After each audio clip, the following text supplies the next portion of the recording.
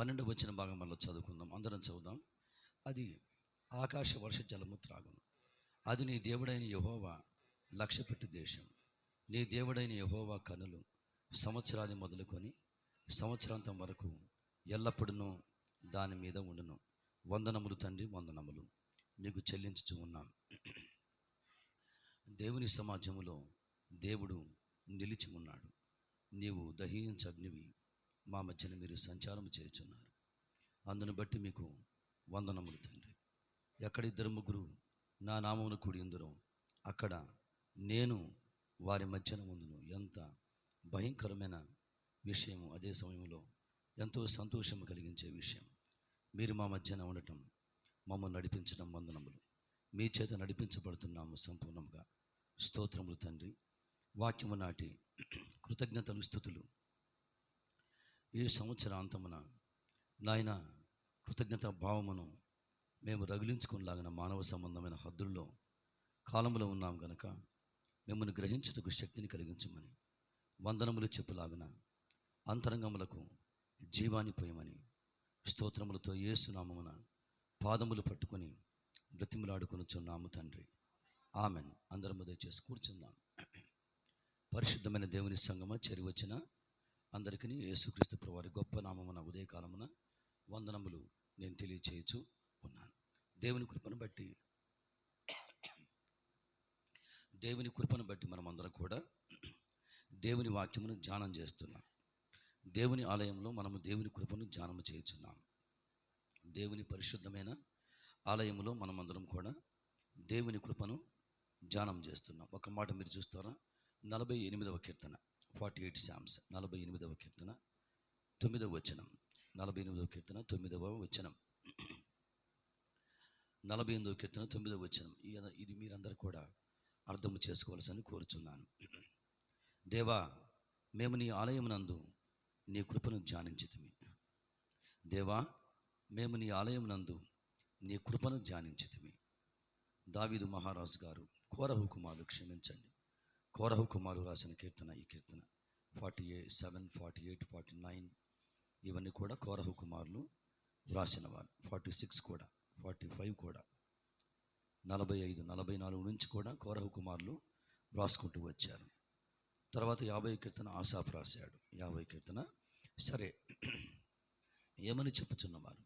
దేవా, మేము నీ ఆలయం నందు నీ కృపను ధ్యానించితిమి. మనమందరం కూడా కృపను ధ్యానం చేస్తున్నాం. దేవుని కృపను. కృపాని అని ఎందుకన్నారో చెప్పాను మీకు. ఇది కృపావాక్యం. దేవుని వాక్యంలో ఉన్న పేరేంటి? కృపావాక్యం అంటారు. వర్డ్ ఆఫ్ గ్రేస్ అంటారు. వర్డ్ ఆఫ్ లైఫ్ కదా. జీవవాక్యము, శక్తిగల వాక్యము, నీతిగల వాక్యము, పరిశుద్ధ వాక్యము, మహిమ వాక్యము. దేవుని వాక్యానికి ఉన్న పేర్లు ఇవన్నీ కూడా names of the word of God. బైబిల్లో దేవుడు అప్పగించిన పేర్లు. కాబట్టి ఈ చోట కోరహు ఏమంటున్నాడు? దేవా, మీ ఆలయమందు మీ కృపను ధ్యానిస్తున్నాం మేము. మనమందరూ కూడా ఎంత మంచి విషయం అండి ఇది కదా. ఆయన కృపను మనము పఠిస్తున్నాం, కృపను ధ్యానం చేస్తున్నాం. ఎందుకోసమని? వాక్యమును ధ్యానించేది, కానీ వాక్యములో ఏముంది? కృప ఉంది, ఆయన కృప. కాబట్టి దేని బిడ్డారా, ఆయన కృపను బట్టి మనం ఆశ్చర్యకరంగా బలపరచబడుతున్నాం. ఇక్కడ ఎందుకు దేవునికి స్తుతులు చెప్పాలో ఇక్కడ మోషే గారు చెప్తున్నవాడు. మోషే గారు ద్వితీయోపదేశకాండం అంటే రిపిటేషన్. అన్నీ కూడా ద్వి అంటే ఏంటి? Second time. చెప్పినవన్నీ కూడా చెప్తున్నాడు, జరిగినవన్నీ కూడా చెప్తున్నాడు. జరిగినవన్నీ కూడా వారికి జ్ఞాపకం చేస్తూ కొన్ని సూచనలు అప్పగించాడు దేవుడు. దేవుడు చాలా జ్ఞానం గలవాడు. జరిగినవన్నీ కూడా చెప్తూ ఉంటాడు. ఇందాక కూడా జ్ఞాపకం చేసుకున్నాం. మనం మర్చిపోయిన వాగ్దానములు మనకు రిమైండ్ చేస్తాడు దేవుడు. ఒక విషయం గురించి మనం ప్రార్థన చేసి దేవుడిచ్చిన వాగ్దానమును ఆ సంగతి ఎందుకు మనం మర్చిపోయి ఉంటాం. మానవ సంబంధంగా మర్చిపోవడం మానవ నైజం, మరొక ఫలం ఇవ్వడం దేవుని యొక్క నైజం. అందుకే బైబిల్ ఆ మాట ఉంది, తన నామమును బట్టి చూపిన ప్రేమను మరచుటకు దేవుడు అన్యాయస్తుడు కాడు. దేవుడు ఏది మరవడు. యు టేక్ ఎనీథింగ్, ఏ విషయం దేవుడు మరవడు. అన్నీ దేవుని దగ్గర ఉన్నాయి. అన్ని క్షణములు కూడా లెక్కబెట్టి ఉన్నాడు. ఆయన మరిచే అవకాశం లేదు. ఎందుకంటే అంత జ్ఞానం కలిగిన వాడు ఆయన. మనం మర్చిపోతాం. నిన్న విషయాలు కూడా మనకు గుర్తుండవు. కానీ మనం మర్చిపోయినటువంటి వాగ్దానములు, వాక్య భాగములు మనకు జ్ఞాపకం చేసి, మనం మరిచిన ప్రార్థనలు కూడా ప్రార్థన చేసి మనం మరిచి ఉంటాం. వాటికి ఆశ్చర్యకరంగా దేవుడు ఏం చేస్తాడంటే రిమైండ్ చేసి ఫలం ఇస్తాడు. ది నేచర్ ఆఫ్ గాడ్, దేవుని యొక్క గుణం, దాన్ని దేవుని యొక్క క్యారెక్టర్ అంటారు. ఇలాంటి క్యారెక్టర్ కలిగిన వాడు. అందుకే దేవుడు తప్పు చేయలేడు. ఇలాంటి గుణం కలిగిన వాడు కాబట్టి ఆయన మిస్టేక్ చేయలేడు. మీరు చూస్తే కనుక అబ్రహాంకి, ఇస్సాకి, యాకోబుకి మరలా తన వాగ్దానమును, ఆయన ఇచ్చిన వాగ్దానమును ఆయనే రివైజ్ చేస్తూ ఉంటాడు. ఆయన వారికి ఇచ్చిన వాగ్దానములు ఆయనే రిమైండ్ చేస్తూ ఉంటాడు. అబ్రహాంకి ఇచ్చిన వాగ్దానం అబ్రహాం జ్ఞాపకం చేస్తాడు. అబ్రహాంకి ఇచ్చిన వాగ్దానం మీరు చదువుకోండి, ఐజాక్ జ్ఞాపకం చేస్తాడు. అబ్రహాంకి ఐజాక్ ఇచ్చిన వాగ్దానం మన యాకోబు జ్ఞాపకం చేస్తాడు.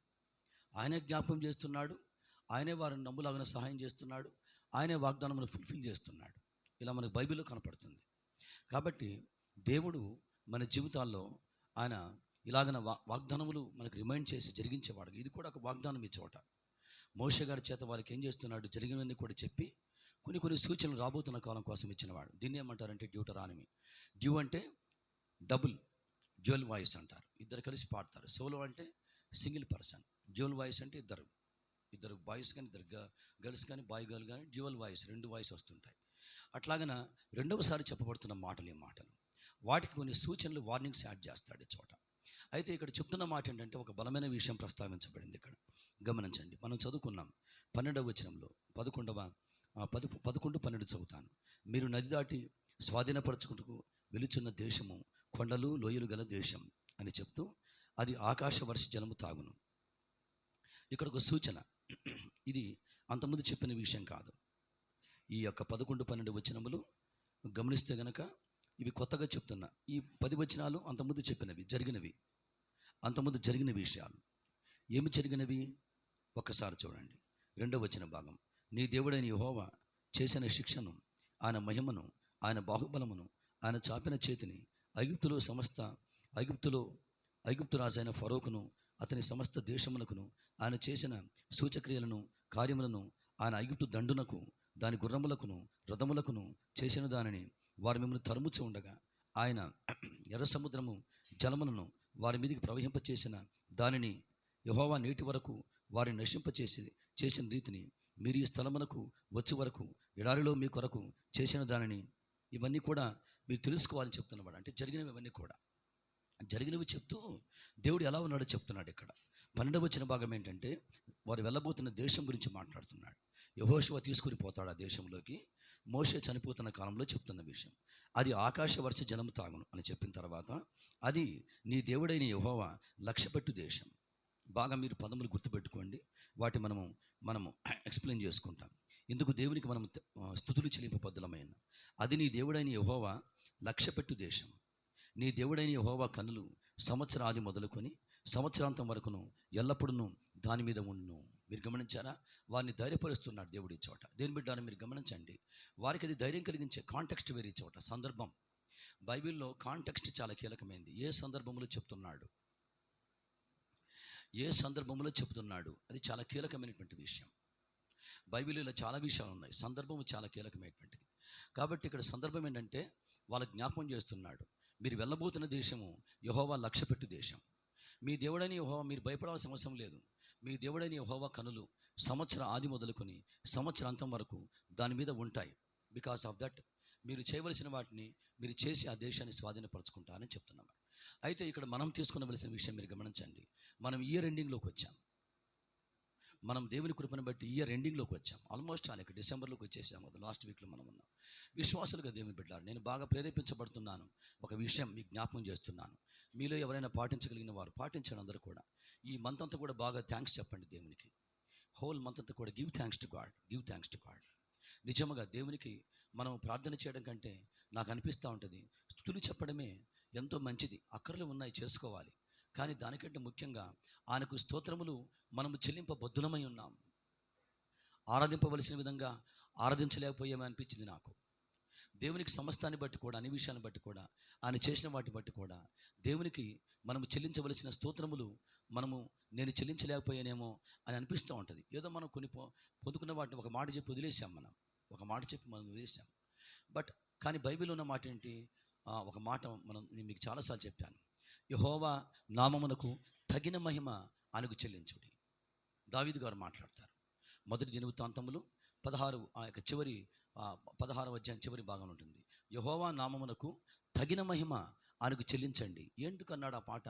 తగిన మహిమ అంటే చెల్లించవలసిన మహిమ మనము చెల్లించలేకపోయాం. మనుషులుగా మనం అట్లా ఉంటాం. మనుషులం కాబట్టి, మానవులం కాబట్టి మనం మంటివారమని ఆయన జ్ఞాపకం చేసుకొనిచున్నాడు. God is reminding us. తెల్లవారుజామున వర్షిప్ మెసేజ్ ఏంటంటే మనం మంటివారమని గాడ్ ఈజ్ రిమైండింగ్. మనం మంటితో చేయబడ్డామని, కాబట్టి పడిపోతామని, బలహీనమైన వారని, వీక్ అని, సారెపై నుంచి మరలా దేవుని చేతులు జార విడుచుకొని మనం పడిపోతామని, దేవుడు మన చేయి పట్టుకున్న మనం విదిలించుకొని మనం విడిచేస్తామని, ఇవన్నీ జ్ఞాపకం చేసుకుంటాడని, జ్ఞాపకం చేసుకొని తండ్రి వెళ్ళి జాలిని చూపిస్తాడని ధ్యానం చేశాం. దాన్ని బట్టి దావీదు గారు ఏమన్నాడంటే, నా ప్రాణమా యెహోవాను సన్నుతించుము, ఇలాగ ఉన్నాడు దేవుడని ఆయన చెప్తున్నవాడు. కాబట్టి గమనించండి, మనం మంటివారం కాబట్టి మనము దేవునికి చెల్లించవలసిన మహిమ చాలా సంగతుల్లో మనము చెల్లించలేకపోయి ఉంటాం. అందుకోసమనే నేను మీకు చెప్పే ఒక ఆలోచన 1 మంత్ మిగిలి ఉంది దేని బిడ్డారా. కాబట్టి మనము దేవునికి మనం బాగా విస్తారంగా కృతజ్ఞతాస్తుతులు చెల్లించటందు విస్తరించవలసి ఉన్నది. ఎన్నో మేలు మనం పొందుకున్నాం. ఇక్కడ 2 సంగతులు మీకు చెప్తాను. ఒకటి, ఏం చేయబడ్డాం? మనము లక్ష్య పెట్టబడ్డాం. అంటే దేవుడు బాగా పట్టించుకున్నాడు. లక్ష్య పెట్టుట అంటే ఏంటి? పట్టించుకోవటం. లక్ష్య పెట్టుట, నీ దేవుడైన యెహోవా లక్ష్య పెట్టు దేశం అంటే నువ్వు దేవుని చేత బాగా లక్ష్యము చేయబడ్డావు. దేవుడు నీ యందు లక్ష్యం ఉంచాడు. అంటే గమనించండి, ఆయన పట్టించుకున్నాడు, ఆయన ఆగాడు, ఆయన నిలబడ్డాడు, నీ దగ్గర నీ కోసం నిలబడ్డాడు. God waited for you. చాలా సంగతుల్లో దేవుని యొక్క స్పీడ్ని మనం మెయింటైన్ చేయలేకపోయాం. నేను ఆ విషయం బాగా ఒప్పించబడతాను. నేను యంగ్ పీపుల్ యూత్ బైబిల్ స్టడీలో కూడా ఒక విషయం వారికి సాక్ష్యం చెప్పాను. నేను లోపల ఒక భయం ఉంటుంది. దేవుని యొక్క ఎక్స్పెక్టేషన్స్ ప్రకారం మనము జీవించగలుగుతున్నామా? దేవుడేమో ఒక విషయాన్ని ఎక్స్పెక్ట్ చేస్తున్నాడు. మిమ్మల్ని పక్కన పెట్టండి, నా గురించి చెప్పుకుంటున్నాను. ప్రార్థించవలసిన విధముగా నేను ప్రార్థన చేశానా? ఆయన కోరుకున్న ప్రార్థన నేను చేసి లేనేమో కదా. ఆయన వాక్యమును బోధించమన్న విధంగా నేను చెప్పలేకపోయి ఉండవచ్చు. బోధించవలసినంత వాక్యము బోధించలేకపోయి ఉండవచ్చు. ఆయన ఆశించిన పనులు చేయలేకపోయి ఉండవచ్చు. మానవ సంబంధంగా జరిగే అవకాశం ఉంది. లోపల ఆ ఫియర్ ఉంటుంది. అందుకే మీరు గమనించారు లేదో మీరు ఆలోచన చేయండి. ఎప్పుడన్నా మన ప్రార్థన కూర్చున్నప్పుడు నేను మీకు ఒక విషయం ఎప్పుడు చెప్తూ ఉంటాను. దేవుని దర్శనం ఈ చోట ఏదో ఉంది. దేవుని యొక్క దర్శనం ఇక్కడ ఏముంది? మన ద్వారా దేవుని యొక్క దర్శనం ఏముంది? దానికోసం ప్రార్థన చేయండి. ఎందుకు ఉంచాడు దేవుడు ఈ చోట? ఎందుకు ఉంచాడు దేవుడు? ఎందుకు సమకూర్చాడు? ఎందుకు సంఘముగా ఫామ్ చేశాడు ఆయన చేత మనం ఫామ్ చేయబడ్డాం. మానవ జ్ఞానము, మానవ బుద్ధి, మానవ ప్రమేయం దీంట్లో లేదు. దేవుని ప్రమేయం చేతనే మనం ఈ చోట సమాజముగా మనం మార్చబడ్డాం. కాబట్టి ఆయనకున్న దర్శనం ఏంటి? ఎందుకు దేవుడు సమకూర్చుకున్నాడు సహవాసముగా? ఆయనకే దర్శనం ఉంది. దాన్ని జరిగించగలుగుతున్నామా? ఏదో కొంత చేశాం. దేవుని కృపను బట్టి ఆయన పని చేశాడు. ఆ పనులు మనకు తెలుసు. కాబట్టి ఇంకా ఏ దర్శనం ఉంది దేవునికి? అందుకే దానికి అనుబంధంగా మీకు ఒక వచన భాగం చెప్పాను. పౌలు గారు ఏమన్నాడు? ఆయన నన్ను దేని కొరకు ఆయన పట్టుకున్నాడో దాన్ని పట్టుకునవలనని నేను గురి ఎద్దుకే పరిగెడుచున్నాను. నేను దేని నిమిత్తము క్రీస్తు యేసు చేత పట్టబడితునో, నేను దేని కొరకు యేసయ్య చేత పట్టబడ్డానో దాన్ని పట్టుకునవలనని నేను పరిగెత్తుచూ ఉన్నాను. దాన్ని ఏమంటారంటే విజన్ అంటారు, దర్శనం అంటారు. దర్శనం. దేని కొరకు పట్టబడ్డాం? నువ్వు దేవుని కొరకు పట్టబడ్డావు. నేను దేని కొరకు దేవుని చేత పట్టబడ్డాను. ఒక దానికోసం నువ్వు పట్టబడ్డావు. ఒక దానికోసం దేవుడు మనల్ని సజీవులుగా భూమి మీద ఉంచాడు. ఎప్పుడో చనిపోవలసిన వారం మనం ఎప్పుడో చనిపోవలసిన వారం. నేను అంతకుముందు బైబిల్ స్టడీలో అందరి స్టూడెంట్స్ని నేను కూర్చోబెట్టుకుని అడిగాను, మీరు చెప్పండి మీ గడియల్లో మరణించవలసిన గడియలు చెప్పండి అన్నాను నేను. అంటే మనకు వచ్చిన అపాయములు డెత్ టైమ్స్ ఉంటాయి, అపాయకరమైన కాలములు. వాళ్ళు రకరకాలుగా బాయ్స్ అండ్ గర్ల్స్ అన్నీ కూడా చెప్పుకుంటూ వచ్చారు వాళ్ళ జీవితంలో. పలానా టైంలో ఈ యొక్క జరిగింది బ్రదర్ గారు, నా మీద పెద్ద టీవీ పడిపోవాలి, కానీ ఆ టైంలో ఆశ్చర్యకరంగా పక్కొచ్చాను నేను, అది కింద పడి ముక్కలు చెక్కలైపోయింది, నా మీద ఈ చోట పడాలని ఒక పాప చెప్పాను. ఇలాగుంటాయి. అంటే మన జీవితం ఎప్పుడో ఆగిపోవలసింది, కానీ దేవుడు ఆగిపోవలసిన మన జీవితాన్ని ఆశ్చర్యకరంగా కొనసాగించబడ్డాం. రాత్రి మేము వాక్యం ధ్యానం చేశాం. కొనసాగించే దేవుడు, విశ్వాసాన్ని పుట్టించేవాడు, విశ్వాసాన్ని కొనసాగించేవాడు, కంటిన్యూ చేస్తాడు దేవుడు. మనం కొనసాగించుకోలేము. కాబట్టి మీరు గమనించండి దేవుని బిడ్డారా, లక్ష్యము చేయబడ్డాం. దేని కొరకు పట్టుకున్నాడో ఆ దర్శనం ఈ చోట ఉంది. ఆ భయం, ఫియర్ లోపల ఉంటుంది. ఆయన దేవుడు కదా, మన మధ్య ఉన్నాడు కదా. God is among us. ఆ భయం గొప్పది. దేవుని సమాజంలో దేవుడు నిలిచి ఉన్నాడు. అందుకే దావీదు గారు ఏమంటారు, పౌలు గారు ఏమంటారు, ఆయన దహించు అగ్ని ఉన్నాడు. ఎవరిని సేవిస్తున్నాం మనం? దహించు అగ్ని అనేటువంటి మాట కదా. కాబట్టి లక్ష్యపెట్టు దేవుడు. అంటే ఈ చోట మోషే గారు చెప్తున్నాడు, ఈ సంవత్సరం అంతా ఆశ్చర్యకరంగా దేవుని చేత మనము లక్ష్య పెట్టబడ్డాం. ఆయన లెక్కలలో, లక్ష్యం అంటే ఆయన లెక్కలలో, ఆయన పరిగణనలో మనం ఉన్నాం. దేవుడు కన్సిడర్ చేశాడు, పక్కన పెట్టక లెక్కల్లో ఉంచుకున్నాడు. ఆయన కంచెలో ఉంచుకున్నాడు. మీరు బాగా తెలిసిన వచ్చిన భాగమే. సైతాను పలుకుతాడు అన్నమాట. బైబిల్లో వండర్, అవిశ్వాసులు సైతాను పలికిన మాటలు భయంకరంగా ఉన్నాయి. రాత్రి 2 ధ్యానం చేశాం మేము. అవిశ్వాసులు పలికిన మాటలు. సైతాను పలికిన మాట ఏంటి? దేవునితో మాట్లాడుతున్నాడు.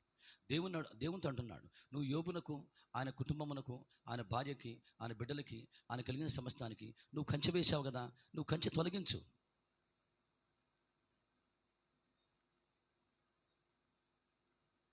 బైబిల్ పండితులు చెప్తున్నారు, యోబును అసలు ఆది కాండం కంటే ముందుకు రాసిన గ్రంథం అంటున్నారు దీన్ని. బిఫోర్ జెనిసిస్ అబ్రాహాముతో సరి సమానమైనటువంటి వాడు యోబు అంటున్నారు. అబ్రాహాముతో సరి సమాన కాలంలో ఉన్నాడు యోబు గారు ఆయన. కాబట్టి ఎందుకు దేవుడు ఆ సన్నివేశం బైబిల్ ఉంచాయంటే, లుక్ యువర్ ఫ్యామిలీ. ఇలా ఉన్నావు నీవు దేవుని షెడ్ కింద, దేవుని ఫెన్సింగ్లో అని చూపిస్తున్నాడు ప్రపంచ క్రైస్తవ విశ్వాసులకి దేవుడు చూపిస్తున్నాడు. దీన్ని ఏమంటారంటే లక్ష్యము చేయుట అంటారు. ఒక్కసారి వచ్చిన భాగంలోకి రండి. యోబు గ్రంథం మీరు గమనించండి, వాక్యం చదవండి. సైతాను అంత అద్భుతంగా దేవునితో మాట్లాడుతున్నాడు. కొన్ని వచ్చిన భాగంలో చూడడం మంచిది. 1వ అధ్యాయం చూస్తారా? 1వ అధ్యాయం దేవుడు సైతాను మాట్లాడుకున్న కాన్వర్జేషన్ ఇది. ఓకే, యోబు గురించి దేవుడు స్టేట్మెంట్ ఇచ్చిన తర్వాత, యోబు ఎటువంటి వాడు చెప్పిన తర్వాత, అప్పుడు సైతాను మాట్లాడుతున్న మాట 9వ వచనం అని అడుగుగా, అపవాది చూడండి, అక్కడ వాడి పేరే పెట్టాడు ఆ చోట, అపవాది. యోబు ఊరికయ్యే దేవుని యందు భయభక్తులు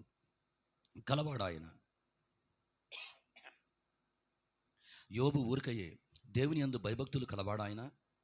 నీవు అతని ఇంటి వారికిని, ఈ పదములు మీరు బాగా గమనించాలి. ఇవి సైతాను చూచి దేవునికి చెప్తున్నాడు. అంటే ఈ ప్రపంచానికి అందరికీ చెప్పబడుతున్న మాటలు. యేసుక్రీస్తు ప్రభువుని నమ్ముకున్నటువంటి వారికి ఇలాగుంటుందని దేవుడు ఇలాగన ఆయన బయలుపరిచిన పుస్తకం ఇది. నీవు అతనికిని, దేవునికి సైతాను చెప్తున్నాడు. దేవుడు చెప్పిన మాట కాదు ఇక్కడ, వాడు చూసి చెప్తున్నాడు. నీవు యోబునకు, అతని ఇంటి వారికిని, ఇంటి వారెంతమంది? ఆయన భార్య, 7 మంది కుమారులు, 3 కుమార్తెలు. అది ఇంటి వారంటే. వాళ్ళు ఒక 11 మంది, ఈయన ఒకడు 12 మంది, మొత్తం అంతా కూడా. పిల్లలు 10 మంది, వీళ్ళు ప్లస్ 2, టోటల్ ఫ్యామిలీ 12 మెంబర్స్. వారి గురించి మాట్లాడుతున్నవాడు. నీవు అతనికిని, అతని ఇంటి వారికిని, అతనికి కలిగిన సమస్తమునకును. బైబిల్లో అబ్జర్వేషన్, పరిశీలించడం చాలా కీలకమైంది. అతనికి కలిగిన సమస్తమునకు. ఆయనకేమున్నాయి? గొర్రెలు ఉన్నాయి, ఇంకా ఆయనకు తోటలు ఉన్నాయి, ఆయనకు ఒంటెలు ఉన్నాయి. అంతేనా? ఒంటెలు ఉన్నాయి.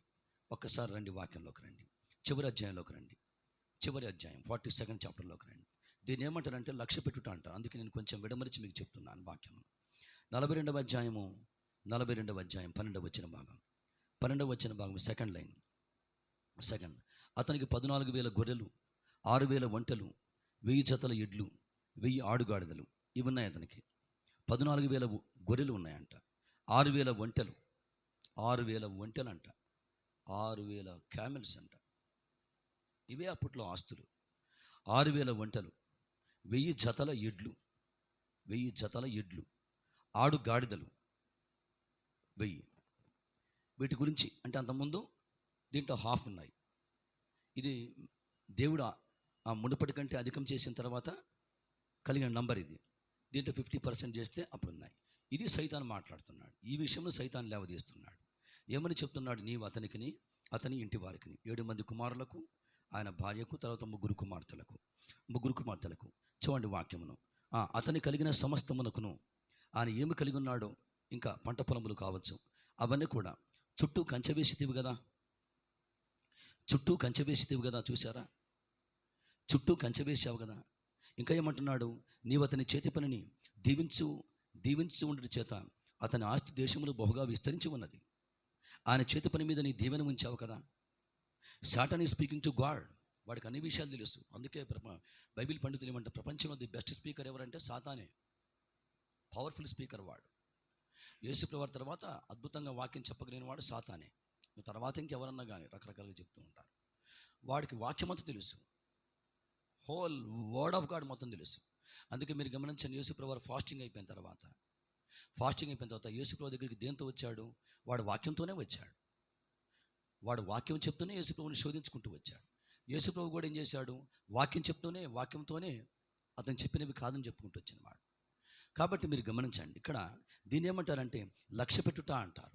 అందుకే మోషే గారు మాట్లాడుతున్నవాడు, దేవుని చేత మనం లక్ష్య పెట్టబడ్డాం. దేవుని చేత మనము ఇలాగన ది ఫెన్సింగ్ ఆఫ్ గాడ్, కంచెలో మనం ఉంచబడ్డాం. దేవుని ప్రేమకు నిదర్శనం ఇది. దేవుని బలమైన దేవుని ప్రేమకు నిదర్శనం. దేవుని ప్రేమ బలమైనది. బైబిల్లో ఆ పదములు ఉన్నాయి. ప్రేమ మరణము కంటే బలమైనది అంటాడు. ఆయన బలమైన వాడు. ఆయన ఎంత బలమైన వాడు దాన్ని మనం గ్రహించలేం. యోబు గ్రంథం చూడండి, వాక్యం యోబు గ్రంథం 26వ అధ్యాయం చూస్తారా? యోబు గ్రంథము 26వ అధ్యాయంలో ఈ మాట ఉంటుంది. 26వ అధ్యాయం మీరు గమనించండి. ఇక్కడ దేవుని బలం గురించి మాట్లాడుతూ చెప్తాడు. 14వ వచనం చూస్తారు, వాక్యం 14వ వచనం. ఇవి ఆయన కార్యములలో స్వల్పములు, అంటే ఆకాశము, భూమి, సముద్రములు ఇవన్నీ కూడా గురించి చెప్పుకుంటూ వచ్చిన తర్వాత ఇవి ఆయన కార్యములో స్వల్పములు, ఆయన గురించి మనకు వినబడుచున్నది మిక్కిలి మెలనైన గుసగుస శబ్దం పాటిదే కదా అని చెప్తూ, గర్జనలు చేయు ఆయన మహాబలము ఎంతైనది గ్రహించగలవాడెవడు? గర్జనలు చేయు ఆయన మహాబలము ఎంతైనది గ్రహింపగలవాడెవడు? యోబు చెప్తున్నాడు, ఆయన బలము, దాన్ని ఏమన్నాడు? మహాబలము అన్నాడు. మహాబలము ఎంతైనది, ఎంత అని ఎవరు చెప్పగలరు? కాబట్టి ప్రేమ మరణము కంటే బలమైనది. ఆయన బలం ఏంటి? ప్రేమ. దేవుని బలం ఏంటి? ప్రేమ. కాబట్టి అది ఎంత, అందుకే చూపించాడు ఆ చోట సైతాను చేత. కంచె వేసావు కదా నీవు, అది దేవుని యొక్క పరిశుద్ధమైన బలమైన ప్రేమకు సాదృశ్యం, నిదర్శనం అది. అదే మోషే మాట్లాడుతున్నవాడు, లక్ష్య పెట్టబడ్డావు దేవుని చేత. రెండో విషయం మీరు గమనించండి, వాక్యం చూడండి. ఇంకొక సంగతి కూడా మోషే గారు చెప్తున్నవాడు. మనం చదువుకున్నటువంటి అధ్యాయం ద్వితీయోపదేశకాండంలోకి రండి, వాక్యం చూడండి. ద్వితీయోపదేశకాండము